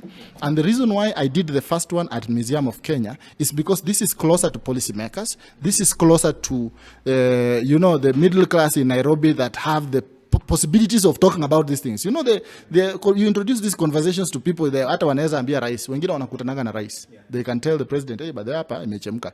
Now you take that event to Laikipia. They removed me from the WhatsApp group of organizing that thing. They're very stupid people. Now, but I'm just telling you, I also have done my contribution to this space. But what I need to see going forward is let people have factual conversations. Let people have honest reflections. Breeders are not devil worshippers. They are not Satan. They are our friends. They are people who have gone to school. They have studied that. I have friends of mine who are doing their MSc breeding. I have people that have done PhD in breeding. Breeding is not a joke. We have to have credit. We have to even though the government tells us otherwise, shows us otherwise, but we have to trust our own systems. Don't say parliamentarians don't read. Of course, you know, 2027 you can also vie so that you can read. I think I know some members of parliament that are very thorough. We took a petition to, about the pesticide campaign to Parliament. Members of Parliament, there are members of Parliament who are thorough in their job. Forget about the speeches they make in funerals. Interact with members of Parliament in their committees, and you will be surprised. You will be impressed. You will be impressed. So for me, it's a misplaced debate. The law is okay. The law is fine. The law is supportive. And again, I want to emphasize the people that work under that institution called Gary, the board of Gary, the director of Gary should be home so that now we can restructure that institution to address these issues that you are raising and to address these issues that the petitioners are raising in court. These are not law issues, these are policy issues. If the person in Gary is not able to mobilize resources to build seed banks, is not able to engage counties to encourage them to build seed banks, is not able to create even a WhatsApp group of people who run seed banks in the country, what is that person doing about protecting indigenous farmer managed seeds? That person, that is the person that people should ask questions. So you cannot again go to the same to court and say, we don't see that the law exists. The law exists. It's the implementation. I see your point, and I think the procedural part of it, especially the public participation, is a flawed guess to the law, and also the fact that it's discriminatory to small scale farmers and farmers who grow indigenous seeds. And my part is that as much as it goes to say, hey, if you're being caught, you'll be fined 1 million. The law fines you if you present seeds purporting to be certified and they are not certified. If you present seeds naming them as varieties that are registered in the variety list and yet they are not the same thing. That is what the law penalizes. It penalizes you for presenting something that is not. But I can assure you, and this we can do it practically one time. You can bring some seeds from your farm, I can bring mine from my farm, and we are going to record a video, and we are going to put it online, and we are going to tag all the institutions, and we are going to tag DCI, and we are going to ask them to come and arrest us, because there is no law that will... The only problem is, if I bring you pumpkin seed, okay? Then I use the name of a variety that is existing in the variety list. That is mistake number one. Then I say, this is pumpkin seed, variety, let's say there's a pumpkin Kisii 122 variety, as in the variety list. If I write that on a packet of seeds that I'm giving you, and yet I am not a licensed distributor of that variety, and there is no verification that this is the same variety that I have written, then I'll be arrested. Number two, if I ascribe qualities that have not been checked by anyone. If I write germination percentage 95%, yield per acre 20 tons, why am I writing this? Who has checked? But farmers don't do that. Farmers, atakwambia, kama I show you, hiyo manenge nataka nikupatie, iko ingine ndio hii na mea hapa kuja nikuonyeshe, and they take you behind the house and they show you, do you like it? And then you say, hey, I like it. Ama wewe mwenyewe ndio unaona, unamwambia, hey, this malenge is very nice. Do you have some seeds for it? Unamwambia, I have some seeds niliweka. Let me give you some. Okay? Or even when they go to the market, they can still sell in containers that are not labeled. Or they can label it to the extent they can say, this is Ogaro Organic Farm, okay? Managu. But the moment you start saying, superior Managu, 95% germination rate, yield 2 tons per acre, it takes 3 months to mature. Now, hata mimi nitakuuliza, who has confirmed those things? So you are presenting, it's presenting something that has not been checked, that has not been certified. And remember, the same law penalizes. You know the biggest culprits of that clause? It's not even the counterfeit people only. It's also the companies. Forget the breeders. The breeders do the breeding. They go back to do more breeding. The companies that sell the breeds now, that they sell the varieties. Now, if company X goes to establish a plot for seed production, it's called a seed plot in law. Very clear demarcation what a seed plot is, my friend. Then they set up a plot in Kitale that is not approved by KEFIS. They produce seed in their plot. Remember, they are a seed company, big company. Hata wewe ukiona unajua this is a big company. Then they bring the seed, they sell, and then they sell it under the same certification that was given by KEFIS. Then they will be in for the same penalty. So the penalty is not for farmers. The penalty is for anyone dealing with seeds that does not align with that law. But if you give seeds, hata wengine wanasema nauzanga kama chakula.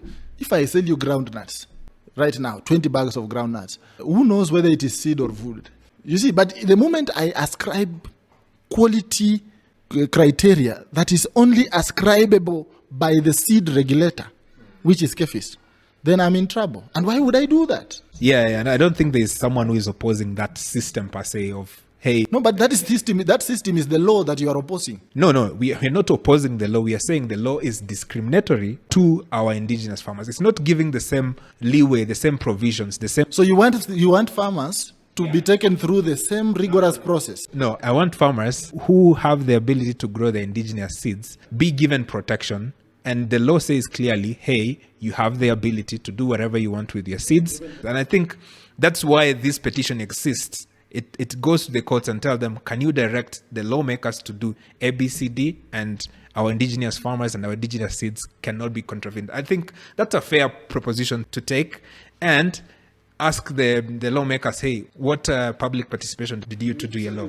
So you would say, even without seeing if there is evidence or not, you would say that the 2015 amendment was passed without public participation. The fact that you were not, the fact that you were not invited, I was also not invited. In 2015, I was a second-year university student. There is a lot of amendments that I have seen. I was not personally invited. But what my responsibility as a citizen, these documents are put out to the public. People are allowed to submit memoranda. So you think there was public participation that was done? I can challenge you to tell me, to give me any bill or any policy that has had sufficient public participation in this country. The public participation threshold is insufficient let's agree, okay? But you cannot argue that there was no public participation at all, unless there is evidence. If that is the argument in court, if that is the argument in court, you know what the government will do? They will provide all the timelines that they provided, all the publications that they made, and all the windows that they provided for people to give feedback. And that will be dead on arrival. I can tell you, if there is something that the government is good at, is showing you that they have done public participation. So, and you know this, even at county level, they will invite people, but the content of the law. Yeah, the content of the law, as far as protecting the breeders and as far as protecting the integrity of the seeds, is very much recommendable, and it's practiced in international standards. That is recommendable. Nobody's against that. I think from my perspective, we can say that for sure. I want the law to be clear that farmers can exchange their seeds in whichever way they want with their farmers. Based on what you are asking, the law has done beyond that. It has not only said in a line or in a clause that farmers can exchange. It has even the law has created a specific institution to support farmers, even as they do what you are saying. What else do you want the law to do? The law, you know what you are saying, is a statement change. It can be put as a small clause to say, no. To say that this is what you are saying, that farmers can exchange their seeds and sell their seeds without being arrested. This is what you think is needed. Now, if this is what you needed, my point is, this has been done and it has even been surpassed. Why? Because the law has not only done that, it has set up a whole institution to not only allow farmers, but to support them to do exactly that. So that is what I'm saying. This case is baseless. This debate is a waste of time. So the questions that civil society and farmers, genuine farmers, These farmers who are presented, okay, you say how the law has affected you.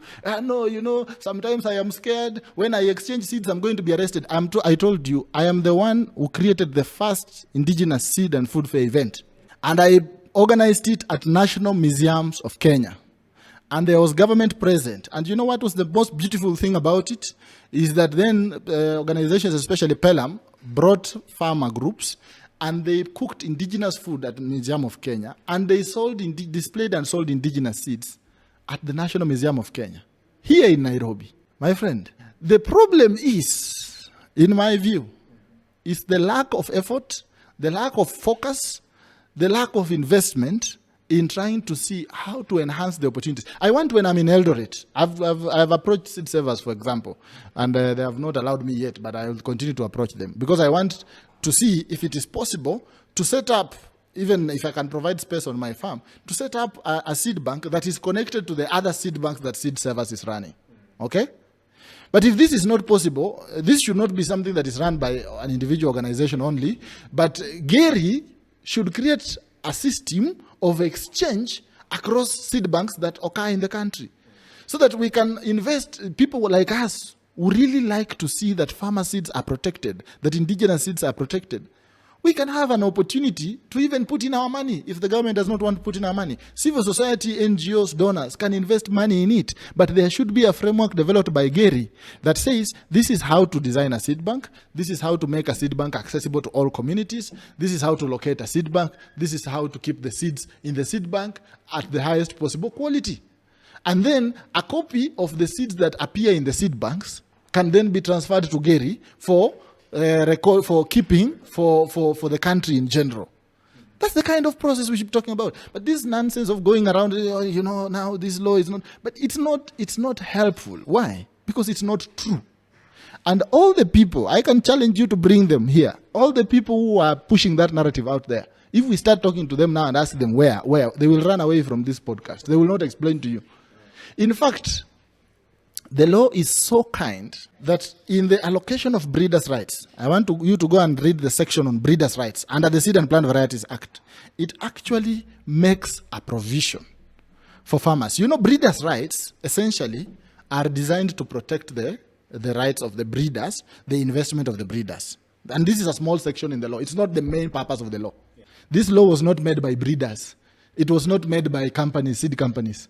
This law was made by Kenyans. Yeah, so to summarize up, you say the law is okay, Gary has failed. Gary has failed, and the people that are running that institution should be very embarrassed. They have failed because they are the ones that are creating this perception that there is no support. There is support for indigenous seeds in law, and there should be support in terms of policy. For example, the other day there was ASK show in Mombasa.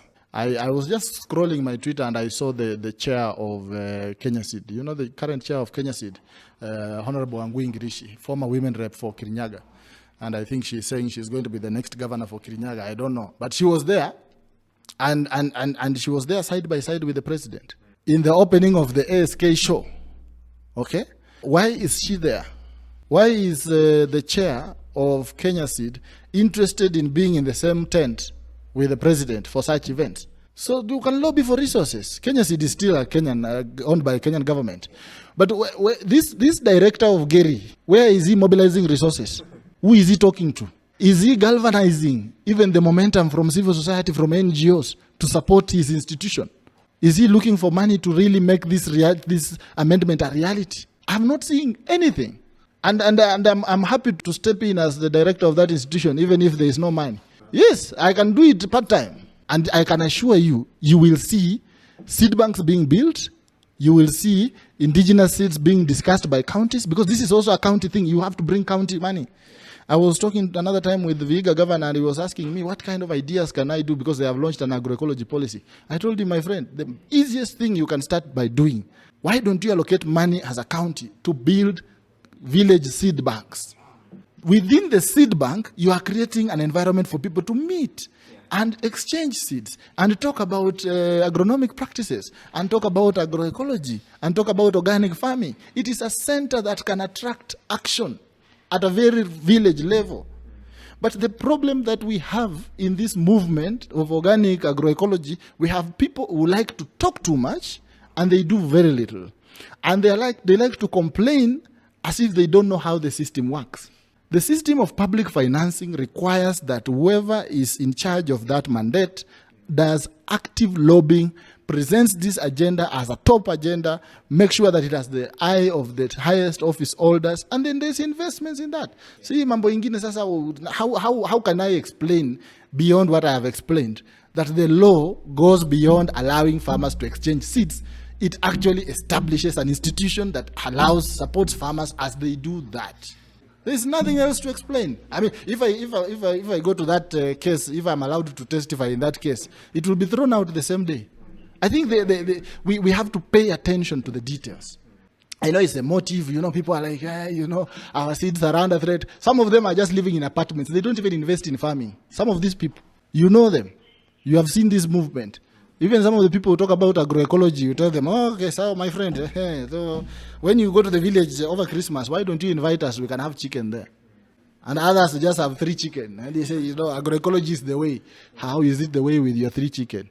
Can we be factual and address the issues that are there? Because, the problem, the reason why I am keen on this topic and keen on clarifying and reclarifying and re-explaining is because when we misinform, we misdirect energy, we misdirect priorities, we even misguide actions that can come out. Yeah. So what kind of action do we want to come from the case? What do we want the court to say? Do you want the court to say this law is illegal, it should be done away with and all that? What will be the situation? What situation do we want to create? Do we want the law to say that, what can the court say about it? Really, what can the court say about it? The law is there. The amendment was good. In fact, the 2016 amendment did not talk about breeders' rights and all that. I mean, it might have modified. The beauty about law is that you keep modifying. But the mother law, by the way, has never been repealed. So if someone wants to understand the seed law debate, start from reading the 1972 version. I know it looks old. After you open a document, it smells like an old document, even if you are opening online. But start by reading that. You read that, then you read the amendments. Then you give, there's nothing.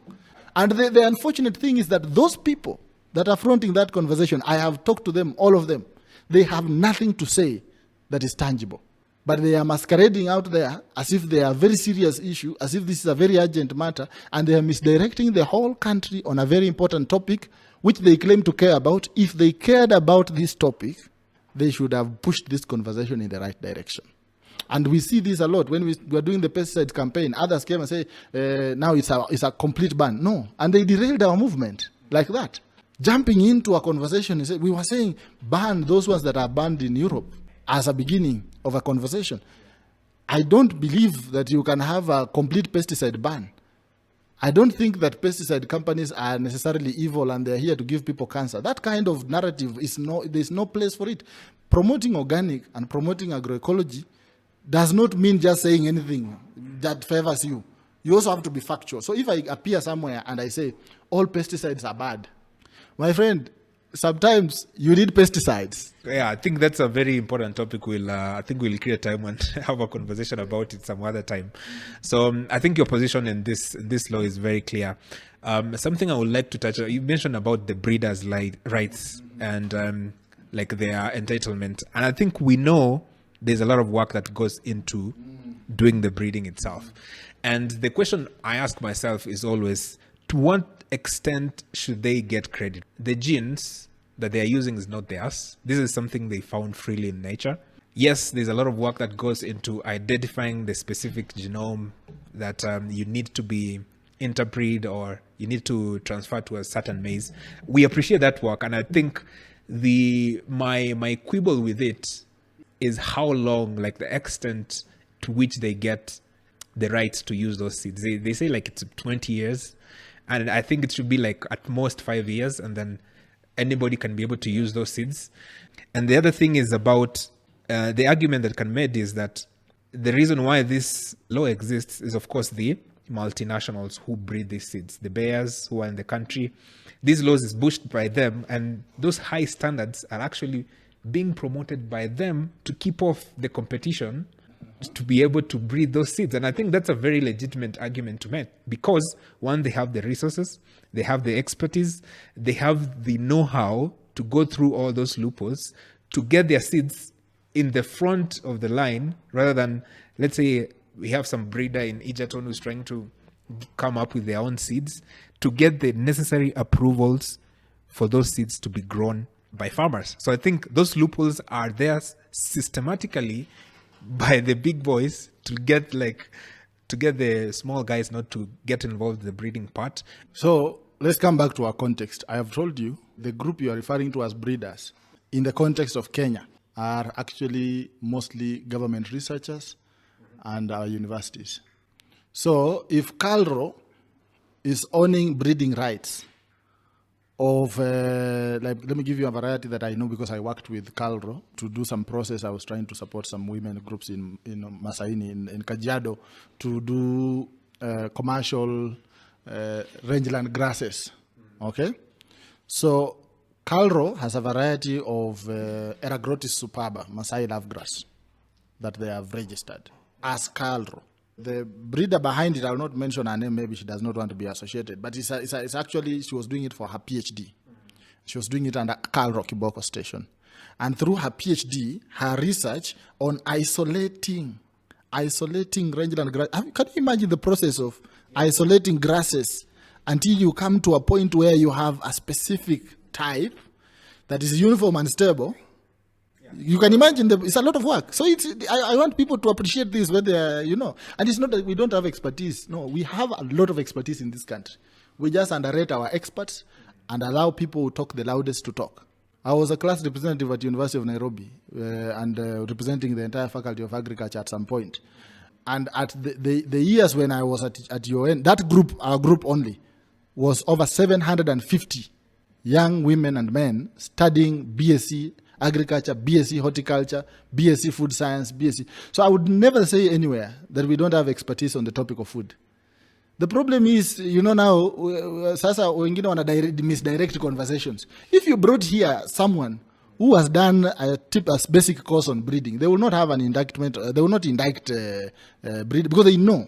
Now, if your point is that they get too much, so in this case, in the Kenyan context, it is us who are getting too much. Because it is our institutions that have the breeders' rights for most of the varieties registered. It is our universities that have the breeders' rights for most of the varieties registered. So I would not even look at it as a completely commercial space. It is research and breeding for public good in the Kenyan context, largely. Multinationals have nothing to do with this. I can assure you, I've been in conversations with these people, I know. The reason why we have laws, why do we have the Public Health Act? Why do we have National Transport and Safety Authority Act? Is it because of multinationals? Is it because of Mercedes or Toyota or Honda? No, we have these laws because they are protecting us. If we did not have National Transport and Safety Authority Act, we would not have NTSA. You would not get your driving license. There will be no laws to discuss cases of accidents because now we are Ligonga na nyuma. But I think I like the guy who hit the guy from behind, so I think there is no way. Okay, where do you utalipa? No, you need laws. Agriculture sector is actually under-regulated. The Kenyan agriculture sector is under-regulated as it is. There are things we have not regulated properly, like food safety. And that's why the other time there was a food and feed safety bill, and people were making noise. They say, now Ruto has decided to kill all farmers so that he is the only one who can be supplying food. That is, I don't want to use the very colorful language, but that is the most stupid thing ever. You know what that bill was proposing? It was basically proposing for a mechanism for counties, number one, to do annual reports on status of food and feed safety, right? Number two, for the agencies that have a different stake on food and food safety to also report annually, so that at the end of the year, we have a good overview of the status of food and feed safety. You are a farmer yourself. You have 200 chicken. Wenda uchukue chakula yenye iko na high levels of aflatoxin. You feed your chicken, they all die. There is nothing that protects you. Do you know that? Yeah. Do you know we don't have a law on production of feeds and standards of feeds? Do you know we don't have that? The people who are doing good quality feeds, including my friends from Value Farm in Eldoret who sell to me, they are doing it out of goodwill. There is no law that actually It regulates that, now if I buy, let's say I am feeding pigs. I do a lot of pig farming. Now, if I'm feeding over a period of 1 month, I need to see this amount of weight change. I don't have any institution I can go and say, this guy sold me chakula ya nguruwe worth 200,000 and I was feeding my 60 piglets and I did not see the weight gain that was promised. And even the bags they sell to me now, there's no clarity on what is the ingredient and all. So we are under-regulated, and we need regulations to advance our food system transformation. We need regulations even for agroecology. There is no law today, Brian, and I'm working now with Vihiga to develop an agroecology law for Vihiga. And one of the things that Honorable Maruja, who is the CC, I was there this week actually on Tuesday, he asked me, what would an agroecology bill or an agroecology act in the county of Vihiga cure? It's a big question. You don't create law for the fun of it. Yeah. So, and one of the things I can tell you for a fact, there is no law that puts a responsibility on your neighbor to agree to sit with you to address something that is affecting both your farms. Yeah. Let's say there is water. I have a big problem in one of my farms. Water flows from one direction, ikipita. There is no provision in law, even county laws, that will push me and my neighbors to agree to a sit down, to agree to a solution that addresses the problem for everyone. So we cannot do landscape level interventions because no law pushes you. You go to your neighbor unamwambia hii maji inapitia hapa kwako, so uchimbe kakitu hapa kidogo so that you can redirect it. Anakuambia hii shamba yangu. It is kind of nonsense that we are dealing with. So farmers are struggling because there is no law that prohibits. People know eucalyptus is terrible when you're doing with crops. There is no law in this country currently, that especially implemented at county level, that clearly demarcates where you can plant eucalyptus. Wanasema tu weka kwa maji huko siweke na usiweke. It is a policy statement. There is no legal provision for you to take your neighbor to court if they do something that affects your farm. So anyway, back to your point. I would not say multinationals are controlling our laws. We are so busy imagining that multinationals are controlling our food while we are losing control of the same food. We are so busy thinking that Bill Gates is going to determine what I'm going to eat next year while I'm forgetting to do my part. He is to a certain huge extent. Bill Gates will never determine what I eat. Without Bill Gates, there won't be GMOs in this country. However much money he has, no. In fact, even if, I can assure you, Brian, listen, I can assure you, even if Bill Gates was never born, assume Bill Gates was never on this planet, GMOs will still be there. They would, but they would not be in this rate in Kenya. No. Do you know how many people have studied biotechnology? I did at UN, I did biotechnology 1, biotechnology 2. But there are people who have studied Bachelor of Science, biotechnology. Do you know how many thousands of graduates we have who have studied biotechnology? Nothing stops them from using the knowledge they have to come up with genetically modified organisms. It's only the money. Okay? My argument is, when you look at our landscape and when you look at our laws, don't look at them as if they are alien to us. These are our laws. And I think personally, it's fair to say there's a huge influence that certain international treaties. Exactly. And my problem with that is we have certain laws in the country that come here without tweaking into our local context. So, for example, the thing about subsidies, something that has been copied from Europe, from the Americas, of what governments are doing to their farmers, and it's being transported here without having... It's a political... That's what I'm saying. When we are introducing laws, we need to make it make sense into our local context. But there is no fertilizer subsidy law. And that is why the fertilizer program is tweaked all the time, depending on the political interest of who is on the seat. But again, we are the ones who elect these people. So, but I would agree with the current government with the way they started before. They said, don't subsidize consumption, subsidize production. Would you not agree with that? Yeah, I wouldn't agree with that. So like what the other government was doing is to subsidize unga. Instead of subsidizing production, what I would say remove all subsidies. No, you cannot remove all subsidies. Yeah, I know that's a political quagmire, but I'm very non-political. So Subsidies is what they were basically saying. I'm going to take taxpayers' money and I'm going to put it into a specific sector of the economy. We can agree on the unfortunate thing is that politicians decide where to put the money. I would not agree that it's the best investment to invest in fertilizer subsidies, but I would agree with Ruto. It is even a worse investment to invest in unga subsidy. So let's now, but I don't feel compelled to believe that all these laws and all these things are being controlled externally. International treaties are there for a reason. Kenya is part of an international community, and that is why we have the UN. These multilateral agencies, they serve a purpose.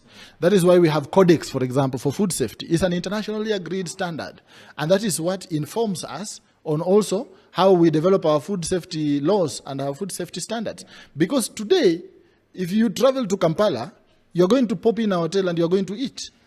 The reason why you have that kind of trust is because Uganda is implementing the same standards of food safety as Kenya. Why? Because of an international codex treaty. I agree with you that sometimes it's not practical to implement such kind of laws, but there are laws. Laws are there to be implemented, but there are contexts. For example, if you are talking of vendors, there's a lot of work I'm doing on informal vendors. If you are looking at a vendor, mwenye kibanda yake tayari iko juu ya maji ya sewage, one of the key things around codex is to make sure that you are putting up a food production or selling area on an environment that is clean. Sasa huyo vendor wa Mathare atatoa wapi clean environment? Venda wako Mukuru atatoa wapi clean environment? Hakuna mahali sewage na hakuna sewage system and all those things. Those are complexities that are there in different, but it does not mean that international treaties are colonizing us. I would not agree with that. International treaties are in fact our go-to when we cannot solve things internally. The International Treaty on Plant Genetic Resources, for example, has a big bearing on the constitutional provision that we are talking about. It has a big bearing on pushing the government because of the International Treaty on Genetic Resources, that now has a big bearing on pushing the government to even create institutions for that. So I would say it always comes like this. So Kenya, if you go to a Kenyan laws under Article 2, by the way, by virtue of ascending, all international treaties become law, even if we don't have laws specifically on them. Article 2, I think it's Article 2(1)(a) of the Constitution. All international laws become law by ascending. And that is why things like right to food, for example, they are law because of International Covenant on Economic and Social Cultural Rights. Is that Bill Gates? Is that the international community is our community. We are part of international community. So I would not have any kind of bad words to say, this is, Europe colonizing us. No one will colonize you. You will colonize yourself in your mind. If you think that someone is going to hit you and they're not interested in hitting you, you are going to run away for no reason. So stop running. Stop running. Why can't we be confident about the expertise that we have? I told you, for example, when you say, others have expertise to do genetic modification. No, Kenyans have expertise to do genetic modification. I don't agree with GMOs, but I would not say that Americans or Europeans have a bigger advantage. Maybe the only advantage they have is equipment and all that. But in terms of expertise, we have expertise. Let us not discredit our own people. So we have expertise to do anything that we decide as a people we want to do. But we are shielding ourselves by saying, that is foreign, that is foreign. And we are treating with foreign phones. We are using now, people are setting up internet from foreign suppliers. We are wearing watches from foreign suppliers. Why are you not scared that that watch will explode and break your arm? Yeah. Why do you trust to put a phone made in China in your pocket? Why? So we are part of an international community. The point is we allow what comes in, and we need to now find ways of dealing with what we allow to come in. So even in food systems, I would say we cannot run away from international law. We cannot run away from international conventions relevant to food, relevant to climate. We have to be part of that. What we do as individuals, and my main biggest problem is these issues of misinformation and all that. You saw what happens with the vaccine. So was it true that Bill Gates was bringing vaccines to kill our cows? Huge part, yes. I would, how many cows have died so far? Did they go ahead with the exercise? No, the vaccination continued. How many cows have died? It continued, my friend. I mean, were you expecting them to die immediately? I mean, what was... So what is the time frame for them to die? We'll have to wait. Same with COVID. We had a big argument about... But you got the vaccine yourself. I never got the vaccine. You never got the vaccine. So you think you are a superior human being? Blood is very much pure. Pure. So here is the point. As we finish here... Utafariki too. Yeah, we all die one day.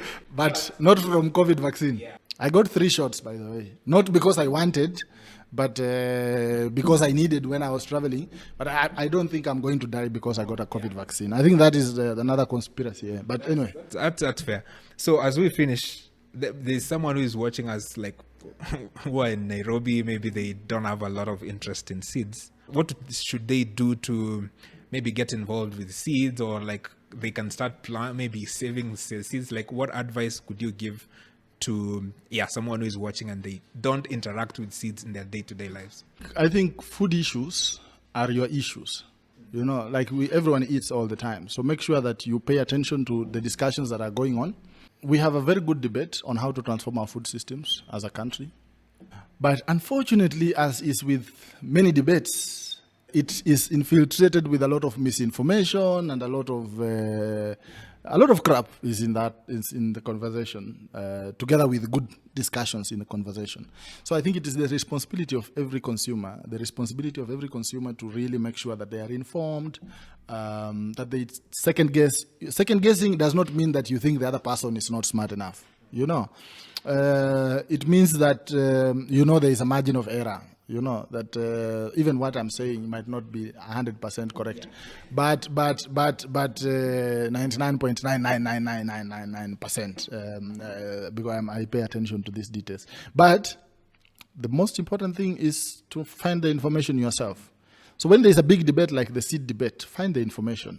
Yeah, you consult Google, find the information. This, by the way, anything to do with law, when you see big headlines by these very unscrupulous bloggers that would just put something, say, now we are in a big situation. In fact, all farmers are going to be jailed. And no, where you get it as an area that invites you to exploit.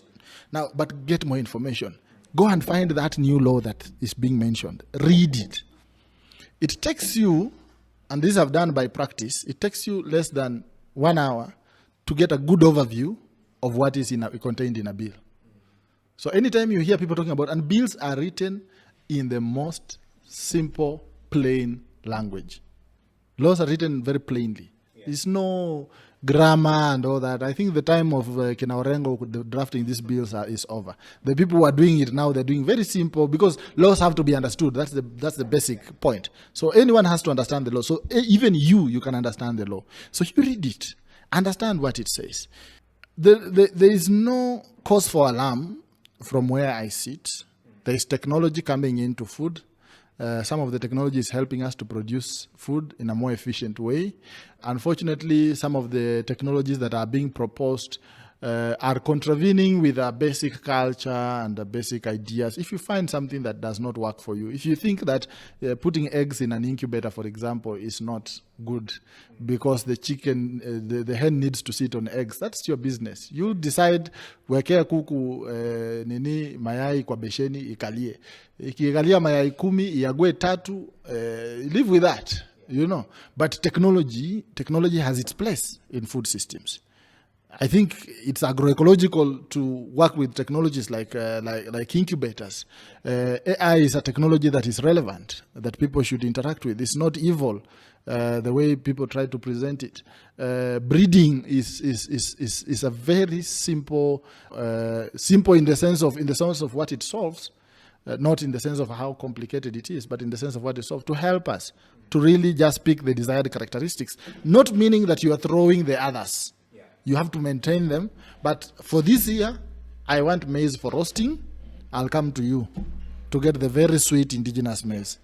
But if I want maize for ugali, I want white ugali. If I give my kids ugali that is looking otherwise, they will say, "Hii ni ugali gani?" You know. So I would just say, pay attention, take interest, don't panic. I think the biggest problem is panicking. When you read a big headline, you panic. Don't panic. things are under control. We are there to collectively make sure that whatever happens in the best interest of ourselves, of our future generations. Yeah, I think that's what I can say. You don't have to farm yourself. Farming is difficult. It's not for everyone. Don't farm if you don't have a lot of money. But then what has been, you have a farm. When did you like start the farm? Hey, it's a long story. I was given land when I was 14 after the unfortunate event of my father passing. So some things come with positive things. I got some land from my father, inherited. So I started planning my farm when I was 14, basically. And by 16, I was planting some trees and all that. But I did not do it intensively in terms of because I didn't have a lot of resources to do that. I think I would say I have invested in farms, because now my model is to do small farms. So I set up small farms and make them operational, put in irrigation equipment and all that, and then I hire 2 people per farm to run the farm. I like it. I think now I'm breaking even, I can say. I'm not making a lot of money, which is fine. I don't need to make a lot of money now because I still keep investing. So, yeah. But I think for the last maybe 6 years, I have invested heavily in agriculture, and I would say it's not for faint-hearted. You know, there's a difference between kiwanja. What I was given is a kiwanja. It's a field. There's a difference between a field and a farm. If someone gives me a 10-acre field and a 2-acre farm, I'll go for a 2-acre farm. You know, a farm has systems. You have water, you have housing, you have farm structures, you have all those things. It will take you a lot of money to convert a field into a farm. So don't gamble. You can invest in other businesses that have better possibilities. And when you are ready, if you think you have possibilities, then now you can get into farming. But we also have a lot of technology these days. I can see my farms from my phone. I have CCTV cameras. I can see. I also work with competent people. My workers, submit reports in English. We have a WhatsApp group, my wife and my workers, and we work together as a team. So, if you have this kind of farm where you want to hire people who are not competent, and sometimes people even hire people who are struggling, having different challenges in the farm because they're cheaper. This is not the point. The beauty is a farm supports a lot of people. You know, like since I started working on my farm, I support a lot of people in terms of income. You know, when I want to dig a fish pond, I bring in like 10 people to dig by hand for around 2 weeks, and these 10 people have a job for 2 weeks, for example. You know, and sometimes they would be the ones coming to suggest when they see me passing, they say, "Hey, Wana, stop. We have not done something for a long time. Why can't we do the other fish pond?" And then I say, "Let me check my account," and then so I see more of community in farming. I see my farms as a space for me to spend time with neighbors, with friends, and with my family, other than just producing income. And this is also partly because I'm a bit privileged. I have other income sources. But I know there is some technicalities that you can do now to tweak even that luxury of just having a farm that is operational and is able to pay staff and just keep you something small for fuel. You can turn the volume up. By using incubators, raising, like the thing that I want to do. I want to go into proper dairy.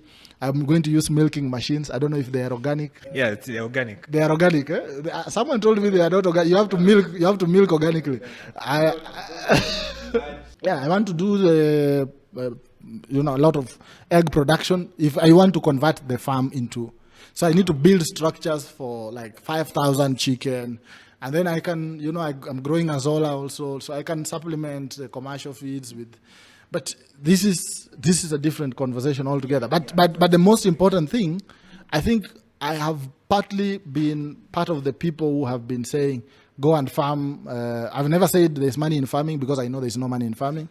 My introduction course at UAN by Professor Waidaka, he said, if you want to make 2 million shillings from farming, 1 million shillings from farming, you start with the 2 million. You will definitely end up at 1 million because you lose a lot of money in farming sometimes.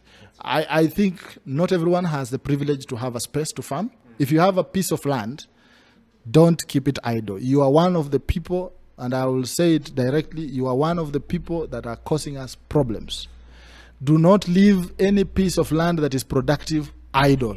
Give it to someone else who can use it. If you know you have a piece of land you inherited from your grandfather, your great-great-grandfather, or you stole from someone, make sure that you use it. If you don't want to use it, please pass it to someone who can use it. We need to put all our land in sustainable production so that we can feed ourselves. But if you don't have land, no pressure. Eat what you get. Eat organic when you have money.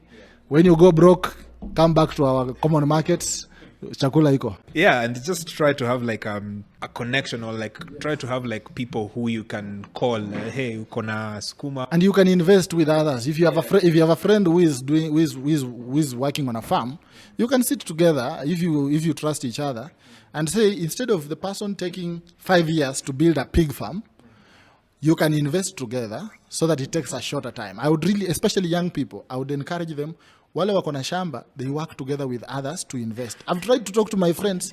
They are waiting for me to make a lot of money so that they can come to invest, and there will be no space to invest, unfortunately. So, yeah, but if you don't have access, you can still engage. When people talk about climate change, when people talk about food, when people talk about seeds, find this information, engage with it. I think this is the responsibility of everyone to be aware of what is going on.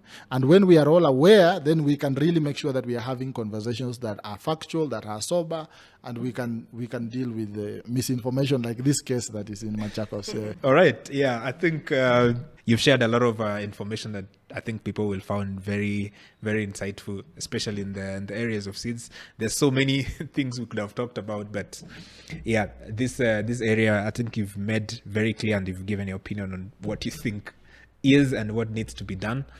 For some people who want to follow your work, like, where can they find you on social media? Maybe you can also share your email.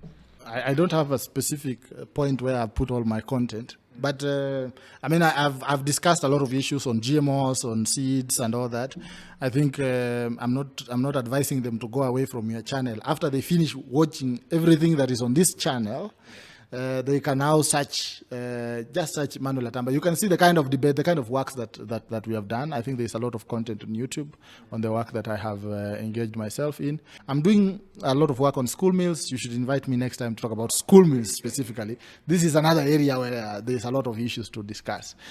School meals, working with informal vendors, working with informality for food systems transformation, recognizing the positive aspects of informality and trying to see. And I also... Yeah, I'm more active on LinkedIn these days than on X. I think since it was bought by the richest person on the planet, I avoided it. I don't know. I think I cannot stand the fact that I am basically using a platform for public communication that is being managed by one man, being owned by one man. I think it's, yeah, but it's difficult for me to, but maybe I'll go back to it. I don't know. But I think I interact more on LinkedIn. So you can find me on LinkedIn, connect with me on LinkedIn. For those that are working on agriculture issues, I think this is where I also share if there's opportunities to work together, things like this. If there's events, this is where I share. Yeah, I think that one is very clear. And thank you very much for making time for the podcast. And I think I'm looking forward to maybe having you again in the podcast to discuss other issues as well. So I'm pretty sure you'll enjoy this podcast. Till the next podcast, remember to be organic. Cheers.